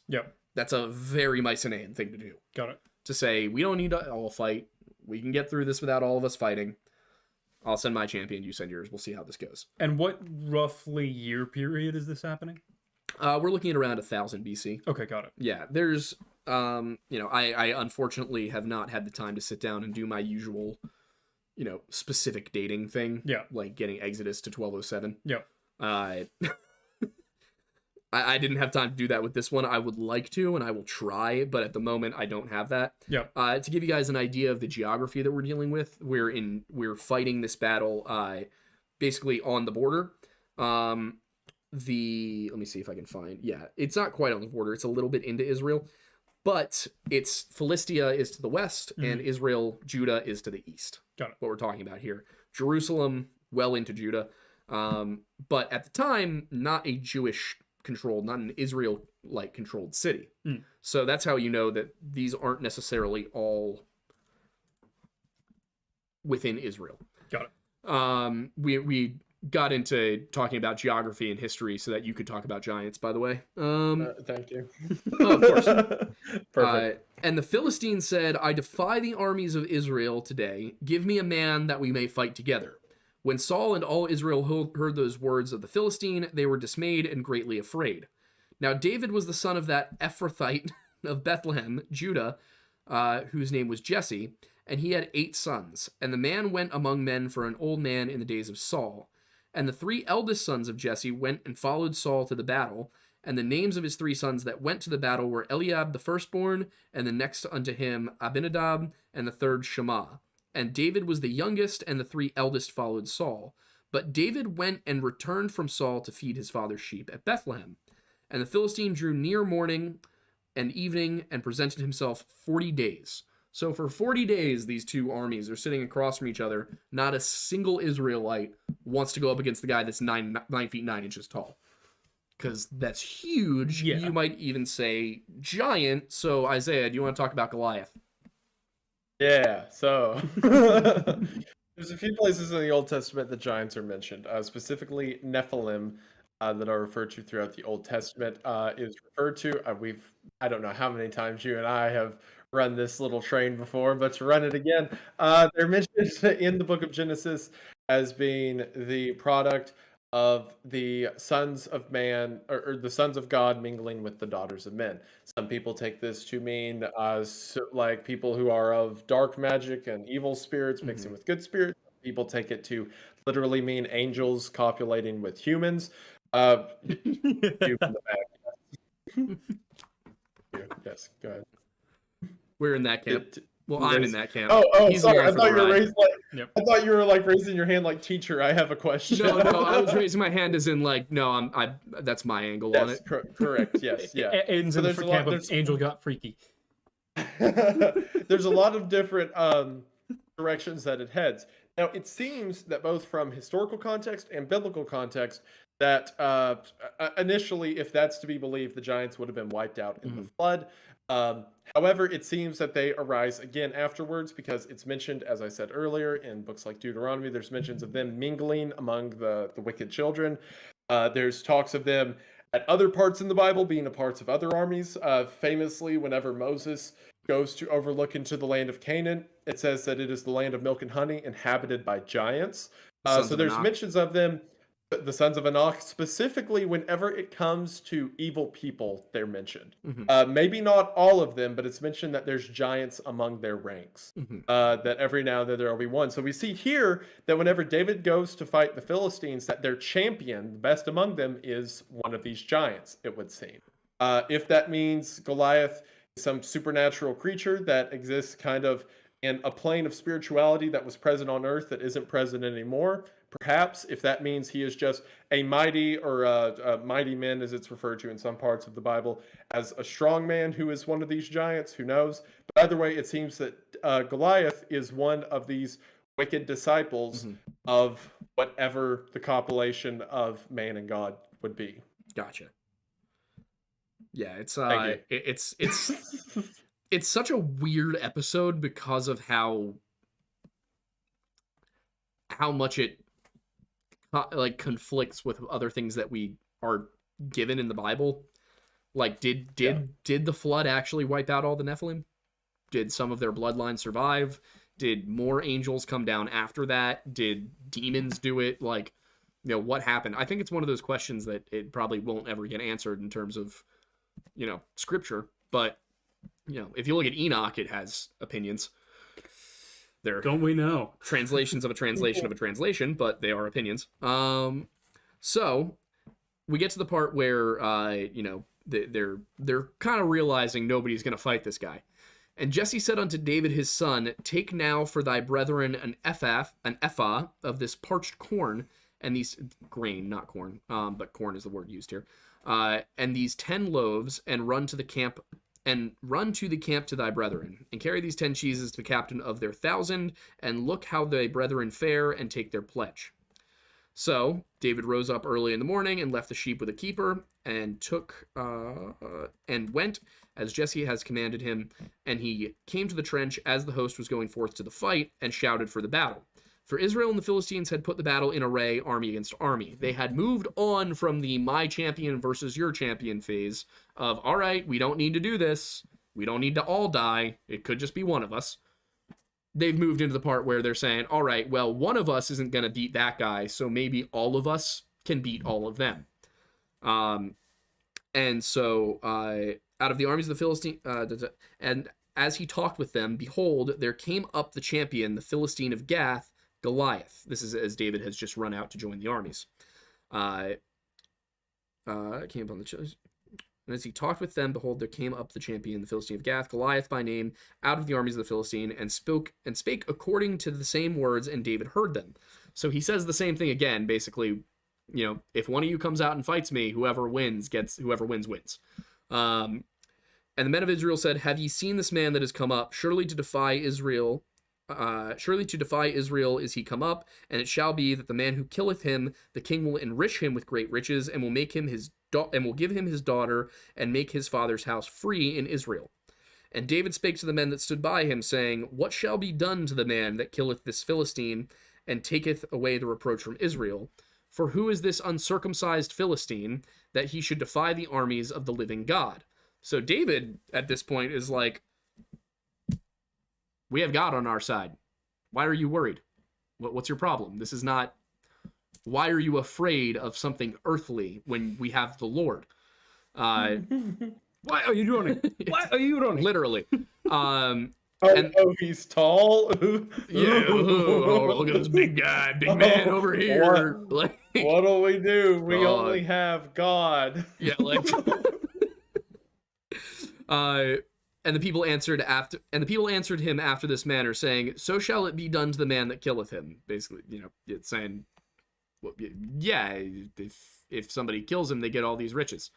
And Eliab, his eldest brother, heard when he spake unto the men, and Eliab's anger was kindled against David, and he said, "Why camest thou down hither, and with whom hast thou left those few sheep in the wilderness? I know thy pride, and the naughtiness of thine heart, for thou art come down to that thou mightest see the battle." David's like, "Bro, why are you mad at me? What did I do? I was summoned, I came." And his older brothers are like, "You don't belong here. You don't, go away." Because again, David's a 15-year-old child who's in charge of playing the harp and tending the sheep. So what's he gonna do? David said, "What have I now done? Is there not a cause?" And he turned from him toward another, and spake after the same manner, and the people answered him again after the former manner. So basically, he turns around away from his brother and goes, "All right, well, talk to these guys then." Long story short, we get to the point where David's ending up fighting Goliath. And Saul said to David, "Thou art not able to go against the Philistine because you're just a kid." David tells Saul that, his servant can handle the sheep. And I love this line. "And David said unto Saul, Thy servant kept his father's sheep, and there came a lion and a bear and took a lamb out of the flock. And I went out after him and smote him, and delivered it out of his mouth. And when he rose against me, I caught him by his beard, and smote him, and slew him. Thy servant slew both the lion and the bear, and this uncircumcised Philistine shall be one of them, seeing he hath defied the armies of the living God." So David, a 15-year-old kid, stands here and says, "I killed a lion with my bare hands because it took a sheep. You think I can't take out this guy? Like, I can kill a lion, I can kill a bear, I can kill a Goliath. It does not matter." And it's not even arrogance, because what he's saying is, I don't have fear because I have God. And everyone seems to be missing this aspect of it when he's talking to them. Everyone's like, "No, you don't get it. He's really big." And David's like, no, you don't get it. God's bigger. Yeah. Does it kind of feel like a Kirk Cameron movie? Yes. Yeah. But David, but he's tall. He's right there. He's tall. Look at him. He's bigger long, than the tan, others. and handsome. I'm glad you were thinking it too, because I was thinking, I love the fact that David's like just absolutely throwing shade, like he's in an all chat COD lobby in 2012. Like, just the full on like uncircumcised just jab about Goliath, I think is hilarious. Obviously, at the time, it's a way to differentiate between the people of the Lord and not. But I just think it's so funny. It's like, oh yeah, that dude, no shot. Yep. No shot. Oh, he's tall. What are we gonna do? Yep. You don't get it. And David is given Saul's armor. He's given a helmet. He gets a coat of armor, which, of course, keep in mind, most of this army on both sides would not have actual armor. They would have been wearing, at the most, leather. But a lot of these guys probably were wearing cloth and bearing wooden shields. Let's see, what do we have here? "And David girded his sword upon his armor, and he essayed to go, for he had not proved it. And David said unto Saul, I cannot go with these, for I have not proved them." What does that mean? He doesn't know what he's doing. He doesn't know how to use a sword. He has no training with this. And so he takes his staff and shows him 5 smooth stones out of the brook, puts them in a shepherd's bag. This is the famous sling that David uses. And then they go down, and they face off against one another. "And the Philistine said unto David, Am I a dog that thou comest to me with staves? And the Philistine cursed David by his gods." So Goliath is standing here like, "What do you think this is? I'm wearing armor. You brought a stick?" Then David said to the Philistine, "Thou comest to me with a sword and with a spear and with a shield, but I come to thee in the name of the Lord of hosts, the God of the armies of Israel, who thou hast defied." So Goliath is this 9.5-foot tall guy with full armor, full kit. He's standing there looking down. This is all those like paintings that you have, like the one little knight and then a giant somewhere in the distance. Literally that. And Goliath's like, "I will wipe you aside as if you are a fly." And David goes, "I have God." David literally does the "I have the power of God and anime on my side" meme to Goliath. People are gonna be happy because like 3 different people said that in chat. Oh, okay, so, good. Yeah. Yeah. This day will the Lord deliver thee into mine hand, and I will smite thee, and I take thine head from thee, and I will give the carcass of the host of the Philistines this day unto the fowls of the air, and to the wild beasts of the earth, that all the earth may know that there is a God in Israel. David went hard. David had no reason to go this hard, and yet he did. Well, he did have a reason. Well, yeah, he had God. Correct. It's interesting listening to this story and comparing it to Saul's first battle, right? Mm-hmm. Because the first time that we see Saul, he's too afraid that God isn't going to show up on time for the military, so he does the offering himself. He's like, God's going to be late. I have to do it right now, and he pays dearly for it. Mm-hmm. But now we have a child who's walking out into a battlefield by himself to fight a giant. And he tells everyone around him who tells them otherwise. He's like, you guys aren't getting it. Like, this is far greater than anything the Philistines have in store. He stands, a 15-year-old boy, but in front of a 10-foot-tall giant. The giant says, you come to fight a giant with sticks? And he said, you come to fight God with a sword. He's like, do you realize? Precisely. I win. What's your problem? And like you read, points to him and says, today I'm going to cut off your head, I'm going to take it to the king, and my army and your army is going to see your headless corpse in the field and know that there is a God in Israel. Mm-hmm. That is the faith that Saul didn't have. That is a man after God's own heart, and that's why David was chosen to be a king even when he was a child. Exactly. Oh, yeah, and it really is. I mean, the moment here, you don't get a ton of description. It's not this epic battle scene. David's not, batting away Goliath's spear and sword with the staff. Goliath gets up and he starts to make his run towards. And if you've ever seen the movie Troy with Brad Pitt and Orlando Bloom, if you ever seen that, there's a couple of scenes like this where the two champions kind of like get up, they heft up their spears and armor, jog towards each other, and then engage. Yep. That's what you're going to envision here. Goliath gets up, he starts jogging out into the field against David. David gets up and starts sprinting over to Goliath, winds up with this sling. It's not like a slingshot, like a wrist rocket kind of thing. It's a sling like this. Winds up with it and just delivers a single stone right into Goliath's forehead. And he's dead. Just one shot. One tapped. Yeah. Just hit markers. Quick scoped him. Yeah.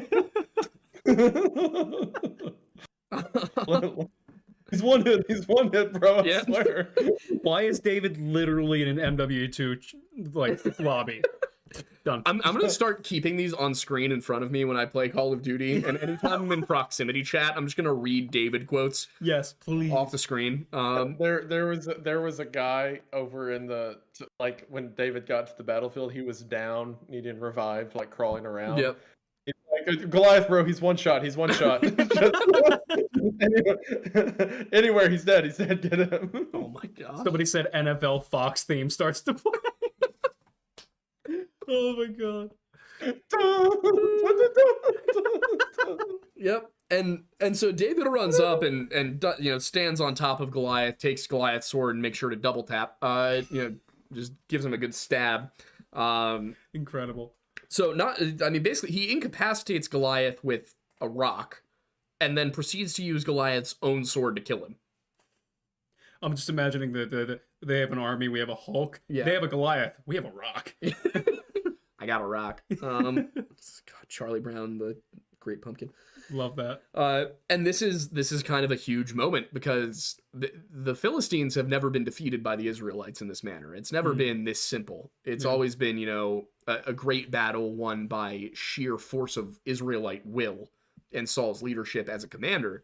This is something else entirely. This is one guy just put down what is, as far as they're concerned, just a huge person. Like, not a single man of the Israelite army volunteered to fight Goliath. David does it with a sling. And the entire point of the book, to this point, to that end, really is faith is more powerful than the sword. Every single time leading up to this that the Israelites have failed, it's because, in battle at least, it's because they did not believe. They did not have faith. They looked across the field and they said, we can't do that. And David has none of that fear. Yep. Thoughts? I don't know why we both gravitated, but yeah, it was fine. You both turned at the same time. No, correct. David is like it's. You think about it from like the people of Israel's perspective. Think of it like, what's the name of that one guy who turns out he's like an advisor for Saul during this time. He becomes David's chief advisor. Starting with J. It's like something. Abner? Is it Joab? It might be Joab. I forget. He's a big player in the story of Absalom. Mm-hmm. Yeah, it's Joab. It's Joab. It's Joab. It's not Jonathan. No, it's not Jonathan's. Jonathan, not Saul's son. Jonathan. Gotcha. Let me check. Also, Jonathan. He's another good one for this. But yeah, it's Joab, the Jewish commander under David and Saul. Yeah. Are you logged in on the Weird Bible account? Yes. Okay, I just saw it pop up in chat. I'm like, wait, yeah. So Joab is one of Saul's. I think at this time he wasn't his advisor. I think he would have been a military commander. He becomes one of Saul's advisors towards the end of Saul's reign, ends up siding with David, and is like David's right-hand man through most of David's reign. He comes up a lot when it comes to the stories of David's sons and the judges and all of that. But at this time, Joab would have just been a foot soldier. So think about like the position of men like Joab, people who were in this military. They knew they know their God to be the God of Israel, and then the people want a king. Perhaps he even went along with it, but they get a king, and then this king continues to mess up. He doesn't believe God's going to be there for the battle. He disobeys God's orders when it comes to battle, and then a boy shows up in the military. Just a child comes to the front lines and says, "I'm going to go fight that giant that everyone else is afraid to." And they all tell him to back out and do it, but he says, "No, you don't get it. I have God with me." And you watch a child walk out in the battlefield, what should have been a horrific slaughter, how this giant would have killed this boy. And then the boy wins, cuts off his head, holds it up on the battlefield. There has to be a moment for Joab and the men of the army to be like, that's what our king's supposed to be like. Yep. Like that child out there who's holding it. Because remember, David's anointing is known by no one except for David, Jesse, and Samuel. No one else in Israel knows that that's the boy that's supposed to be king. Mm-hmm. But to see the king and his leaders and all the army see this boy defeat the giant like that, I just imagine there had to be a moment of that's what we need more of. And it inspires them to win that battle, but David is at the forefront, or at least a part of every battle that they have after this. And like whenever you get to later in the story, whenever David grows up in the war between the effectively civil war between Saul and David starts, there's no wonder so many military generals choose to go with the child. They choose to side with David against Saul because he was the boy who slayed the giant, not Saul. He was the one who had the bravery and the courage and the faith, not these other guys. He is the man after God's own heart, not whatever Saul's doing. And yeah, I think it's I love the story of David and Goliath because what it represents, the dissonance between how David handles himself in his first battle versus how Saul handles himself in his first battle. Seeing how David lifts up the people around him instead of bringing them down to his level, and see how even a child is more of a king than the king himself. It's a beautiful story for a lot of reasons. Right. And David's such an interesting person to read about. But yeah, it's cool. And I'm glad that we got to that point, because if we go any further, then we will be on here all night. So it is time to switch over to the Q&A section of the story, and we will get into the relations between David and Saul, the ensuing civil war, and all of that next month. Yes. And so just as a reminder, the Super Chats this time around will be organized in a manner of going through the most relevant to this night's stream to least relevant. Yes. And they're kind of grouped directly relevant versus biblically relevant, but not necessarily directly relevant to this story. And then more just kind of general Super Chats. You just really do love organizing things. It's truly incredible. I enjoy it, yeah. So the first one for the most relevant question thus far is from Nick's Highlander for $2. Says, I like this Saul guy. I hope he does fine. Thoughts? He doesn't. Yeah, I'm sure he will. Don't worry about it. Ben Krajniak for $2 said, dost thou well to be hidden amongst the stuff? Good one. Good one. Yeah, Yes. that's definitely blasphemy. They're just mixing and matching. Nick's Highlander for 10 said, Saul hiding reminds me of Roman Emperor Theodosius. Theodosius? I probably meant Theodosius. Was potentially, yeah. The third running away from being crowned as he is a tax collector. Also, some believe he became an iconoclast bishop. Interesting. Pumpkin Bear for 49 said, the people standing around with a statue and a smoothie. The council. What you got there? The people. Smoothies. What else? Jack Manson for $5 said, we need to hire the FMAB commercial card announcer to read the titles of the characters of the NKJV. Oh boy. Because back when you were talking about the titles or whatever. Is there anything in there that's a direct question? We get there. Michael Beacon for $5 said, Samuel and Saul are the Chalmers and Skinner of the Bible. The goat verse confirms it. I don't know what that is a reference to, if I'm being perfectly honest. Nor do I. Here's a question. This is a comment related to it. The other Korean for $5 said, Saul and Samuel in the Drake and Josh Treehouse Store skit. Samuel, Saul, where are the dead sheep? Oh my gosh. A lot of good references here. Another one from the other Korean for $5 said, do we have any historical record of what happens to David's brothers? Did they help in court or in the military? I do not recall. This is my first in-depth reading of Samuel, and I've been going based on what we've got to talk about each night. Isaiah, do you remember? If I recall correctly, they're all, whenever David becomes king, some of them are dead. And I believe the ones that are still alive become parts of the judges over Israel and like chief leaders and stuff. Gotcha.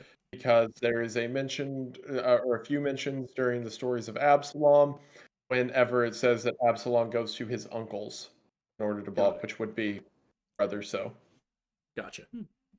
Nick Islander for $5 said, Romans had a single duels like three brothers in the kingdom of Era or Is that supposed to be Heracles? Romans had single duels like the three brothers in the kingdom of Era or Heracles. I imagine that's supposed to be Heracles? I don't know. In the kingdom era? What?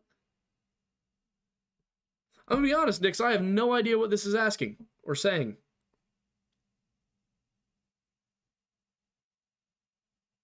Heracles? Is that supposed to be? That was my guess. Yeah, but Heracles was Greek, not Roman. I'd maybe pop in chat what that was supposed to. What you meant, a bit of a longer explanation there. We can come back to it, maybe. All right, so now we're going to roll through things that are biblically related, but not necessarily directly related to what we're talking about tonight. Got it. Ford Gilman for $10 said, what are your thoughts on apostolic system? Apostolic, sorry. As we know, I'm the least educated on the... Don't let him change you. Keep saying it that way. I like it. Apostolic? I said yes. Apostolic.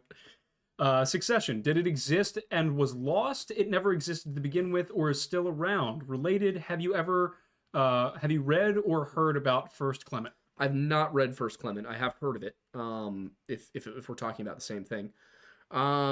As far as apostolic succession goes, I sat down with Father Peter, our Orthodox priest friend, a while ago to talk about that, not for the show, just because I was curious, and his perspective on it definitely made me favor it a little bit more.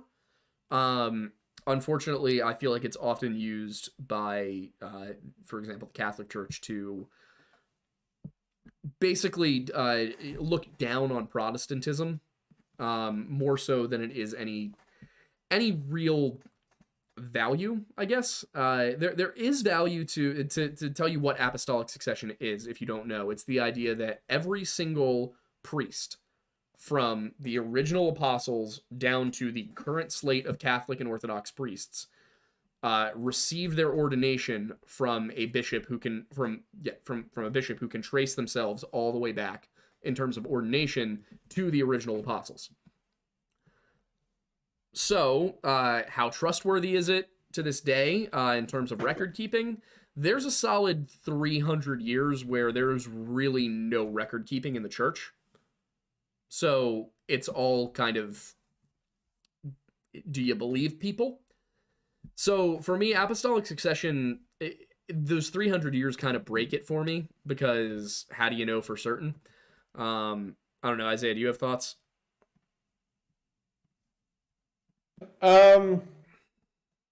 So, I'm obviously not a. I think I've stated before that I'm Protestant, or Yeah.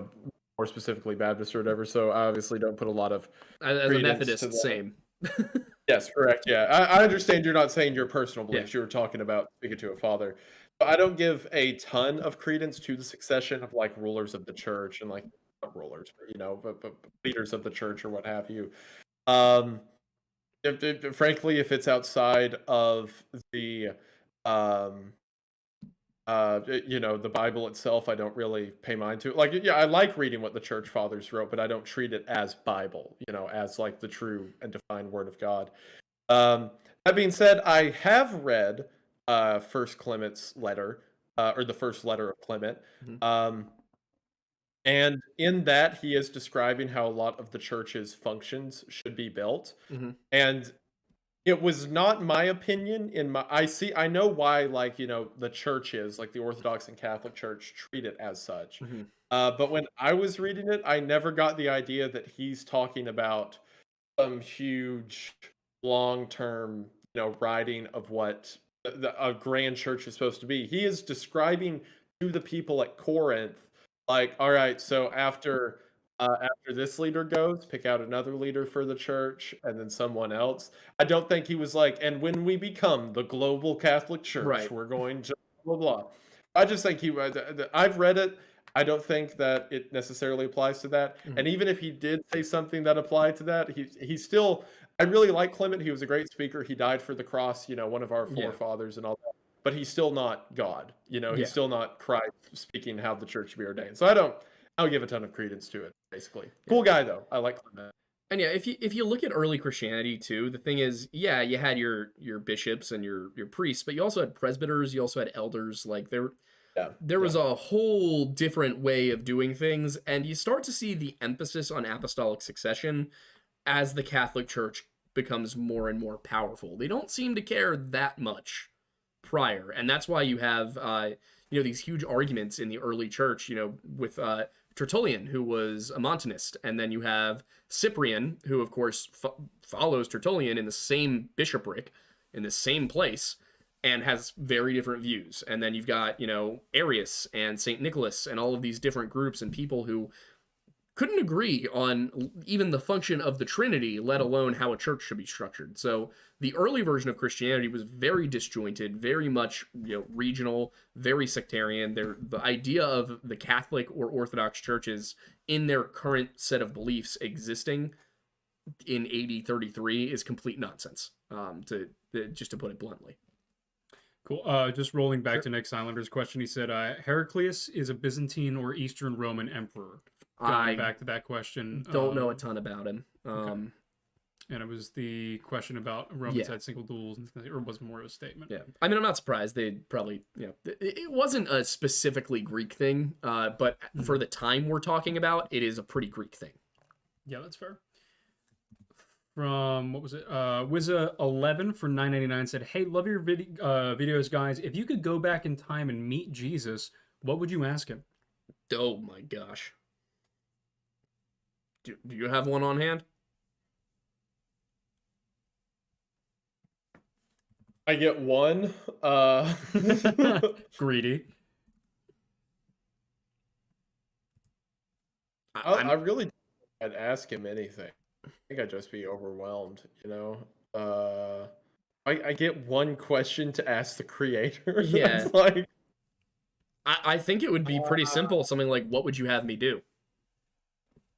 that would be the best option, I think. Yeah, that's definitely the Solomon answer of wisdom. What can I do? Am I doing okay? Like, what do you ask? But why does matter do this with that? Like, no, I don't. How do magnets work? Yeah, like he's got all that. I'm just fine with everything operating the way he has. Like, yeah, what would you have me do? Yeah, I think yeah. My instinct, I'm curious what you guys think of this question, is my question would be, will we get there? What do you mean, will we get there? Like heaven? No. Like, will humanity get to where we should and could be? We kind of have an answer for that one in Revelation. No. Not an answer you're gonna like. Yeah. Oh, fair. some of us do. Some of us. Fair. And it's not gonna be fun getting there. It's gonna be an unfortunate situation. Shame. It's gonna be a lot of plagues and earthquakes, droughts and famines and dragons and Third of the Stars being cast from the sky. All right, It's a anyway, whole thing. It's gonna be a wild ride. Next is from Pullout King for $5, and he says, "Pardon my username, but congratulations on your engagement, Isaiah. Also, y'all have brought me closer to God with your work. You've saved me. Thank you." Oh, well, thank you. Pull out, King. Danny Goo for $10 said, "I'd like to thank Wendy for instilling respect of God in me. Then this podcast went on to make me accept Christianity, as it resonates with my own craving for being what I now see as more Christ-like." So Very cool. Thank you very much. That means the world. Happy to hear It that. really does. Judgment Kazi for $10 said, as a non-Christian, you guys have given me a whole new respect for the faith and the cool stories / concepts it explores.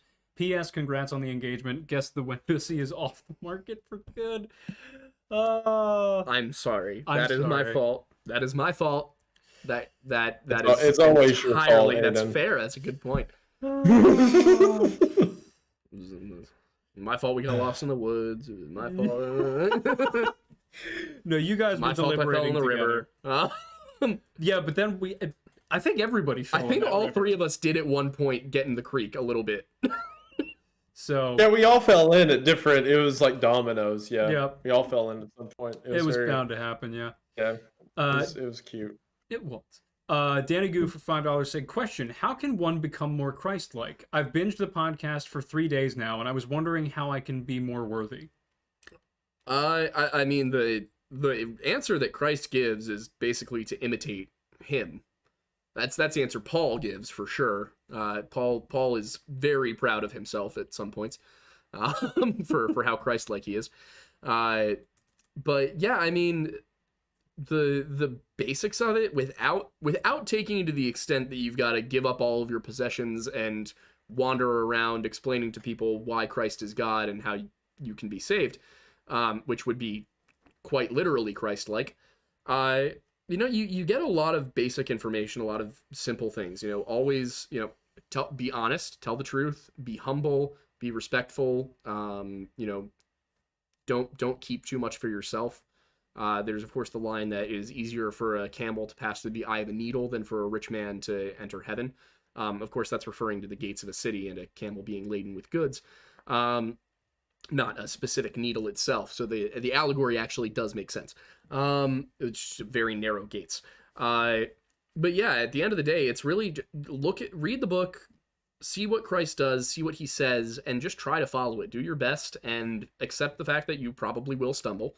And stumbling does not mean that you have completely failed. It does not mean that you're doomed to an eternity of suffering. It just means recognizing what you've done wrong and trying to be better. Christ doesn't tell people, you're forgiven, go do whatever you want, and then come back to me when you're sorry again. He says, you are forgiven, go and sin no more.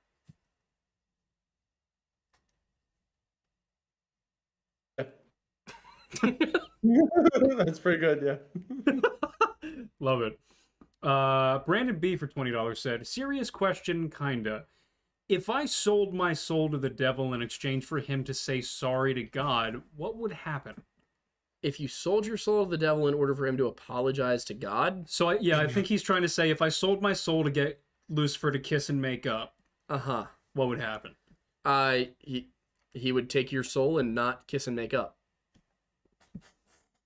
This whole thing is dishonesty and misleading you. This guy wants I'm not even sure that you Supernatural. could sell your soul to Satan. I'm not sure that's even a thing you can do. There you go. Maynard Reinhardt for 200. Oh! Thank you, number one. So to Very be much. clear, as you Appreciate can tell, the $200 super chat got answered 20 minutes into the Q&A section, so clearly we do not use money to make these decisions. No bias here. I'm being completely sincere there. Yeah. Evening, boys. Congrats on the engagement, Wendigoon. Hope it goes well. Aidens, are you actually going to make a God Hates the IRS shirt? I would buy that in a heartbeat. Also, what's y'all's favorite psalm? I'll probably put that one on Unqualified Apparel, not on the Lore Lodge channel, but I am considering God Hates the IRS going on a t-shirt.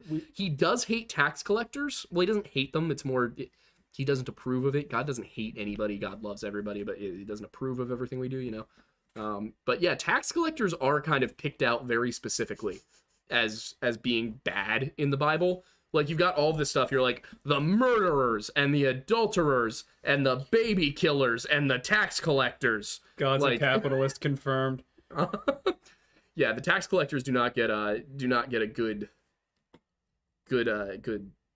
rap. As for favorite psalm, I can't say that I have one. If you don't have one, I definitely don't. Isaiah? I'd have to look through again. A favorite psalm? Yes. Mm-hmm. The Book of Psalms? From the Book of Psalms. Like chapters? 51's good. Obviously 23. 51. But yeah, let's say 23. I'll read 23 for the people when I find it. Okay. Well, Psalm 23 is the Lord is my shepherd, I shall not want. He maketh me to lie down in green pastures. He restoreth my soul. He leadeth me by the path of righteousness for his name's sake. Yea, though I walk through the valley of the shadow of death, I will fear no evil, for thou art with me. I'll stop, but yeah, you can keep going. But well, you missed one line in your incredibly impressive recitation all right, of Psalm 23. All right, fine. What's that? The Lord is my shepherd, I shall not want. He maketh me to lie down in green pastures. He restoreth my soul, and leadeth me beside there it is. waters. You missed. He leadeth me beside the still waters. The waters. You imperfect fool! How dare you? Leadeth me down the where was I at for his name's sake? Yea, though I walk through the valley of the shadow of death, I will fear no evil, for thou art with me. Thy rod and thy staff, they comfort me. Surely thou preparest a table before me in the presence of mine enemies. Thou anointest my head with oil, my cup runneth over. Surely goodness and mercy shall follow me all the days of my life, and I will dwell in the house of the Lord forever. Yeah, that's impressive. There you go, yeah. That's my favorite one. Oh, yeah, do me like that right now. Although, fun fact, that Valley of the Shadow of Death is not a metaphor. He's actually talking about the plain of Gehenna, which is just south of Jerusalem. Like, that's an actual place. That's where they would go and give up the sacrifices to Baal, the child sacrifices. Okay. Yeah, that's where the Canaanites would do that, where some of the cultists would do that. So that's an actual physical location that he's talking about. Mm-hmm. That was known for being kind of like infested with demonic energy because of all the child sacrifice. Interesting. Yeah. The next one is from Saul Gordman for $10. You guys in the gourd meat. Oh my lord, these are good. It's so great. Oh, Lord, man. That's great. That's fantastic. Says, congrats on the engagement, Mr. Goon. Also, please don't ban me for working at the company that publishes the NLT. If it helps, we publish KJV2 and biblical manga. So biblical manga. Yeah. All right.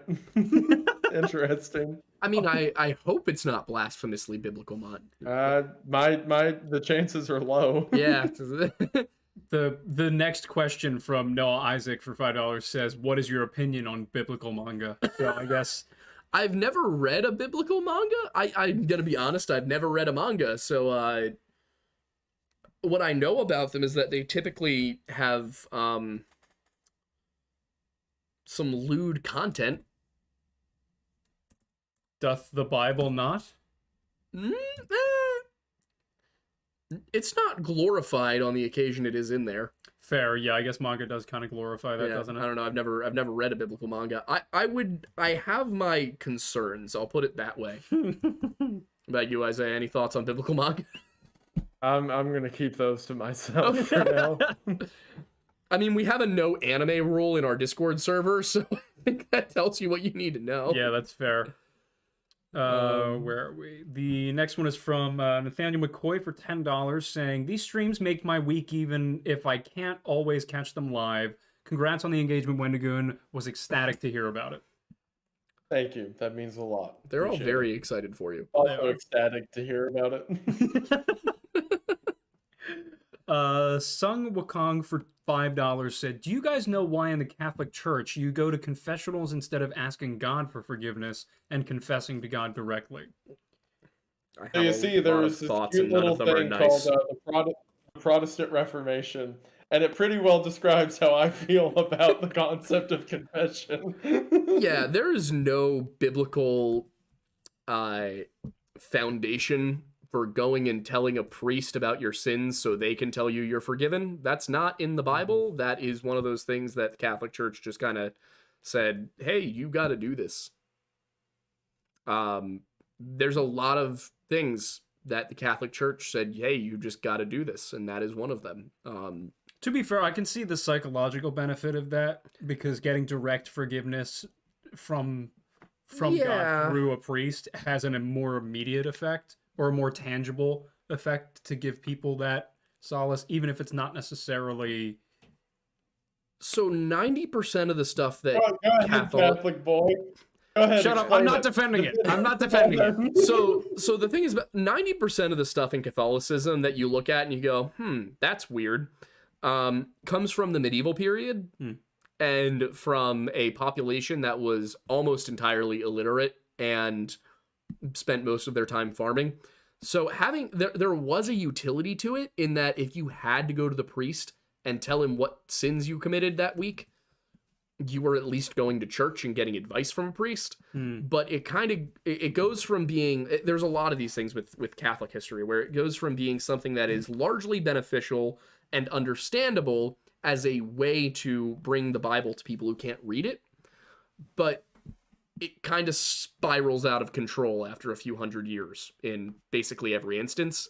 And the Reformation, keep in mind, was at no point an attempt to, at least Martin Luther's intentions, were never to split from the Catholic Church. He never wanted to do that.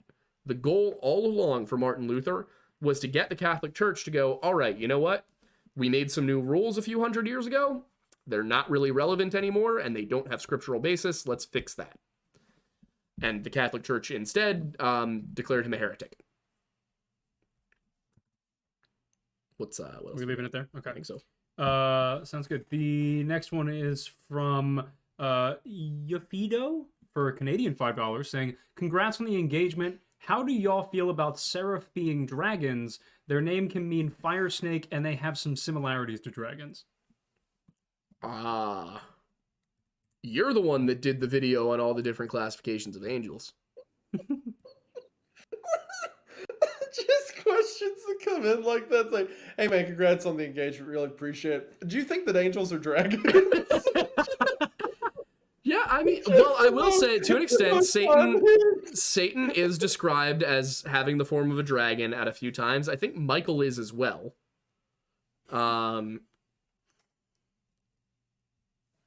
I mean, taking the form of a dragon, sure. We know that angels can shapeshift. But, I mean, I don't know. What do you think? I mean, you could maybe argue that some of the old depictions of dragons came from, like, themes that come from the Old Testament and stuff like that. Like, images of thrones and stuff taken from Ezekiel could have been incorporated into other cultures' lore and history. Maybe in, like, a sense like that, but I don't think angels are dragons. Nah, I love that I get to say phrases like that on this podcast, and they mean something. They're not just word soup. I mean, I'm thinking about it, and I'm like, all right, dragons. No dragons. Dragons have wings, and they breathe fire. I mean, maybe some lore was like incorporated off of ideas and concepts from the Bible. That's possible. Yeah, I would venture to say that angels are not dragons, although it seems like the really, really powerful ones are described as dragons, but I wouldn't say that they're necessarily physically like what's on the flag. Yeah, just go ahead and ban whoever said that. Well, and my only hang up is that dragons surfaced in literature from a variety of different cultures that had not even been touched by Christianity for up until like a few hundred years ago. Yeah. So there's also like the term dragon is a lot of people take dragon and they think about what's on the flag of Wales. Yep. Which I don't know where it is. We have one here. Over there. No, it's down there. Okay, yeah. So dragon is in like the four-legged reptile with the big wings and all that. There's so many different depictions of what a dragon is throughout the the world that pegging any one thing as a dragon. I mean, you get drake, wyvern, worm, like all these different things. What else we got? Ryan Whitcop. Yep, Ryan Wickett for $5 said, "Congratulations, Isaiah, and thank you guys for bringing me back into the faith. It's turned my life around so much, and I'm far happier and less anxious." Oh, Yeah. Thank you very much. Appreciate that. Thank you. 4K Snuff for $10 said, "Thank you guys for this amazing content. It helps me get through my night shift job. I'll keep my personal problems out of it, but what does God say of self-hatred?" well, thank you for the question, 4K Snuff. Was curious if we were going to let that one slide or not. What does God say about self-hatred? You're not supposed to hate yourself, but it's not, it's not necessarily a... I'm having a hard time putting the words together on this one. You might have something better to say about it. Well, I was going to say it's not that it's wrong in a sense that you're less of a Christian or less of a person for doing it, but God wants better for you than that. There's a lot of God talks about we're made in His image. We are supposed to be to be effective Christians. We're supposed to be a testament of that, of what God's been in our lives. So if someone sees a Christian who is in a sense of self-hatred or down on themselves, then that someone isn't going to see a stranger isn't going to see a person like that and think, oh, I want whatever he's got. I want God in my life. We're supposed to be a representative of what God has for us. But that's the only way you could see it as a wrong in any sense, maybe not being your best. At the end of the day, God wants what's best for you in your life. And to truly hate yourself is something that it wouldn't necessarily make God angry, but I do think that it would make God sad because, he wants more for us than that. So while not wrong, I think we can do better. Yeah. And as a Christian, of course, we're going to run into problems with ourselves and with others around us. But at the end of the day, we are creatures made in the image of the Creator in order to achieve happiness and and to further His work here on earth. At the end of the day, we may hate ourselves and get down on ourselves, but for who we are and what we are, I think that's a beautiful thing and something that can give us hope, even if we may not have enough hope for ourselves. I think that God's enough hope that we can pull ourselves out of it. So yeah, what Aiden said, I wouldn't call it a sin, but God wants better for us, for sure. Nice. Pumpkin Bear 7 for $4.99 said, "First pop culture god I think of is Chuck from Supernatural. They named an Abrahamic god Chuck Shirley." Yes, they did. And then proceeded to make him very much not like the God of the Bible. Yep. To be fair, a lot of that show is not biblically accurate. I appreciate it for bringing elements of Christian stories to a broader audience. I would not use it as a guide to Christianity. That's a silent agreement from Isaiah, it looks like. Norberto Rodriguez. Yep. Norberto Rodriguez for $5 said, "What do the names of the Bible mean, and from where do the archangels not named in the Bible get their name aside from the Book of Enoch?" When you say the names of the Bible, that is a very broad question. Do you mean the names of the chapters? Do you mean the names of the books, the characters, I think they're saying the names of the angels in the Bible. Gotcha. Where do those come from? I mean, a lot of them have the word El in them, which means high, like high or God. So a lot there is that aspect, which is very common. Raphael, Gabriel, Michael, Samael. All these different angels have El in it, and that seems to denote that they are, in fact, angels. Of course, God himself is El. He is El. Everybody else is attached to him. So that's about all I know as far as the naming goes. I believe each of their names then continues to have some sort of meaning on its own. Like, I think Michael means, like, warrior of God or something, right? That makes sense. Like, sword of God. It's something like that, I think. Michael is, I think it's sword. Mm-hmm. I'm pretty sure. Something of God. I'm pretty sure it's sword. Yeah. So there's, I don't, off the top of my head, I couldn't tell you what all the other ones mean. But I can look into it. That would be a good subject for a Weird Bible channel video. Yeah, absolutely. Heavy Burn Man for $2 said, "She's a 10 out of 10, but her name is Bathsheba." basically, what happened. Yeah. Norbert Rodriguez Jr. for $2 said, "What would God say about firearms?" If ye have not a sword, sell your cloak and buy one. I think that is pretty straightforward. Yep. The Odd Pickle for $4.99 said, "Am I wrong for not going to church? I study from the Bible from home as I felt unwelcomed at the church. I tried several churches with the same feeling." I mean, I do not regularly attend church. No, do I? Part of that is because the Methodist Church is currently going through a bit of a disagreement about homosexuality, as well as a number of other things that kind of bubbled to the surface. So Methodist churches aren't a great place to be right now. However, whenever there are, I think it's 3 or more gathered in the name of the Lord, he is present, is the rule.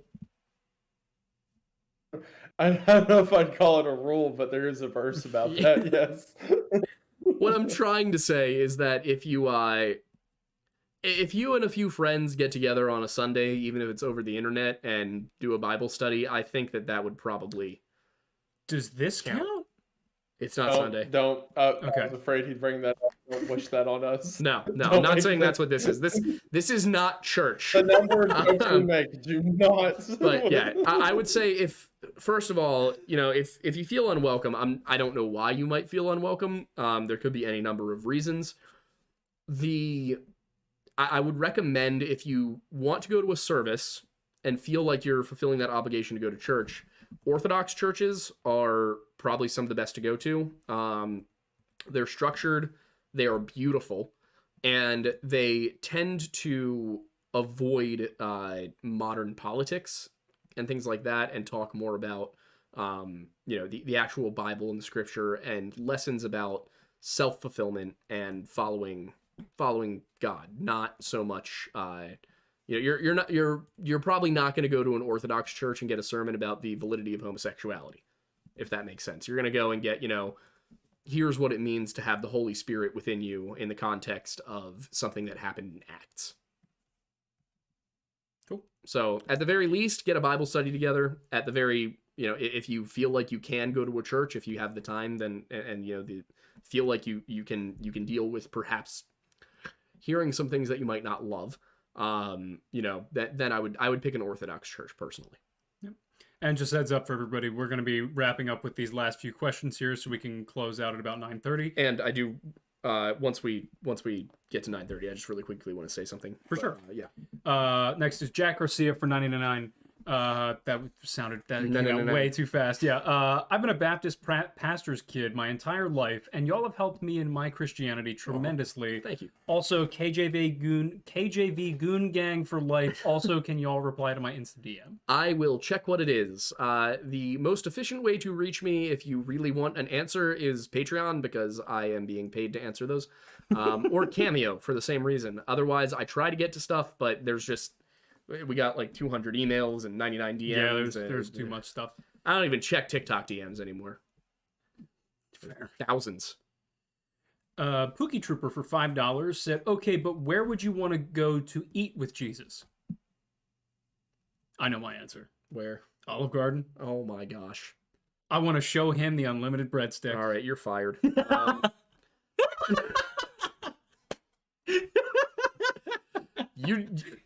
You managed to get fired and hung up on within half a second of each other. Yep.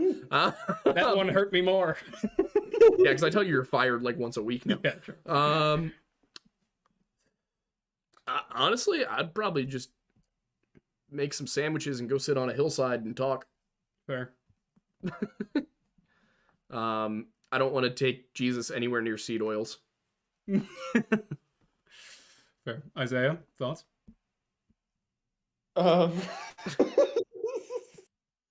You can't say Olive Garden. I took that one already. Yeah, nah, man. There it goes. What will I do? I don't. Where would I take him to eat?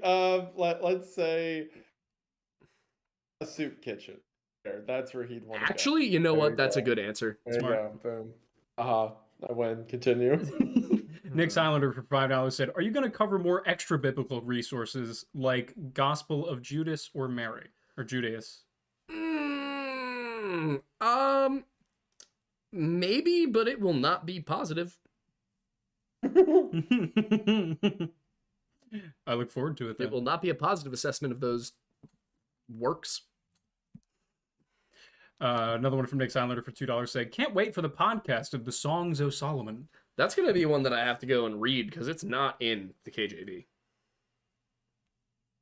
Fair. I've read it. What? The songs? Song of Solomon. Songs of Solomon? I don't think so. What are you talking about? Yes. We're gonna fight right here. Is it really?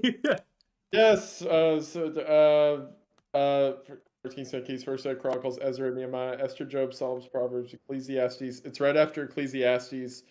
It's right before Isaiah. Yeah. So it's in between Ecclesiastes and Isaiah. In between Ecclesiastes and Isaiah. In my KJV, Solomon is right before Isaiah. Yeah, so that's the Songs of Solomon. Oh, okay. Well, yeah. No, I'm thinking of Wisdom of Solomon. Oh, yeah, the wisdom is just in the wisdom is exclusively in the Catholic and Orthodox. Yeah, that's what I was thinking of. My bad. But yeah, we'll get there. Cool. Noska J177 or 117, sorry for $5 said, "Tattoos are mentioned in the Bible as something that is prohibited. I haven't read into it much. Opinions?" I have a tattoo. Is that where are tattoos banned? Leviticus. Yeah, that's specific to a certain place and time. Fair. That's my answer to that. Is, you know, I mean, I would like to believe that when I get up there, God's not going to look at the words on my arm that say I am not afraid and tell me I can't go to heaven. So fair. Thoughts? Oh yeah, I'm pretty neutral about them. I don't have any, but I don't mind them. So fair. We got two more. Heavy Broman for $5 said, "Are the 7 deadly sins biblical? If not, can they still be used as a solid guide of what not to do as a Christian?" There's not really a lot of... So the reason the 7 deadly sins are such a big deal is because it's worded in Proverbs. It says the 7 sins which God hates, and then it names them. Mm-hmm. And then it says, in all manner, look upon yourself with long suffering. And then it says 7 other sins God also hates, and says other things that are unrelated. Mm-hmm. And it talks about, and it says 7 other sins that God also hates. So it's literally just like listing out sins of man and how we can be better for him. The multiples of 7 deadly sins. This is the framework. This is it. Like these 7, that's all that matters. So it became a much bigger thing, Catholic theology, than it was ever meant to be. In the Bible. So, should you try to abstain from things like pride, lust, gluttony? Yes, absolutely. They're good things to try not to do, but they're not like the backbone as a lot of religions or a lot of Christian denominations kind of pin them as. They're really, they're important in that they're sins, but they're not that important. They're not the only ones. So, yeah. I love that the way you phrased it sounded like a dermatology ad next to articles on Forbes. 7 other sins God hates. That's true, yeah. So good. And then ads at the bottom of the page. Yeah, exactly. Last one is going to be from Young Volio for $5 and said, "Aiden and Aiden are the biblically accurate Sam and Dean." What a one to end it on. Does that make me Castiel? What? Oh my God, it does. I think it does, yeah. Or Bobby. Yeah. Do I die? Okay, cool. Thanks. I'm gonna. To be fair, everybody in that show dies. Yeah, that's a good point. It stuck for him. True. Yeah. So that'll bring us to the end of the questions because it's already 9:30. It's been 2.5 hours. But I do, before the show ends, want to quickly say something about a man I respect a lot who passed away last week. For those who watch our show a lot, you've probably heard me reference Dr. Michael Heiser. He was a biblical scholar, old Hebrew scholar, and behind a serious revival of interest in the supernatural aspects of the Bible, angels, demons, the unseen realm, the hidden war between God and hell that is constantly raging around us. You know, he was involved in debunking a lot of the, you know, the 12th planet stuff from Zecharia Sitchin. Truly just an incredible mind, and somebody I had hoped to have the opportunity to speak to one day, but he had pancreatic cancer and unfortunately passed away last week. So I'm pretty heartbroken about that one, because his work has been so incredibly important to me. But also, you know, I'm happy for him that he gets to finally, you know, find out if he was right. He gets to ask those questions himself now. So, you know, rest in peace to an absolute somebody I think will be looked at the same way that we look at some of the all-time great doctors of the church. So just wanted to say that, because man, he really just changed the way I see so much. But Isaiah, any parting thoughts? I will say thank you to everyone who wished me congratulations on the engagement. That means the world. I am very happy and couldn't be happier with Kayla. And it means a lot to hear the support from her. So thank you for everyone who donated or just said it in the chat. That means a lot. Thank you. I'm a very blessed man. All right. I guess that is it. And we will be back in a month. Thank you all for watching. Bye, guys. Bye.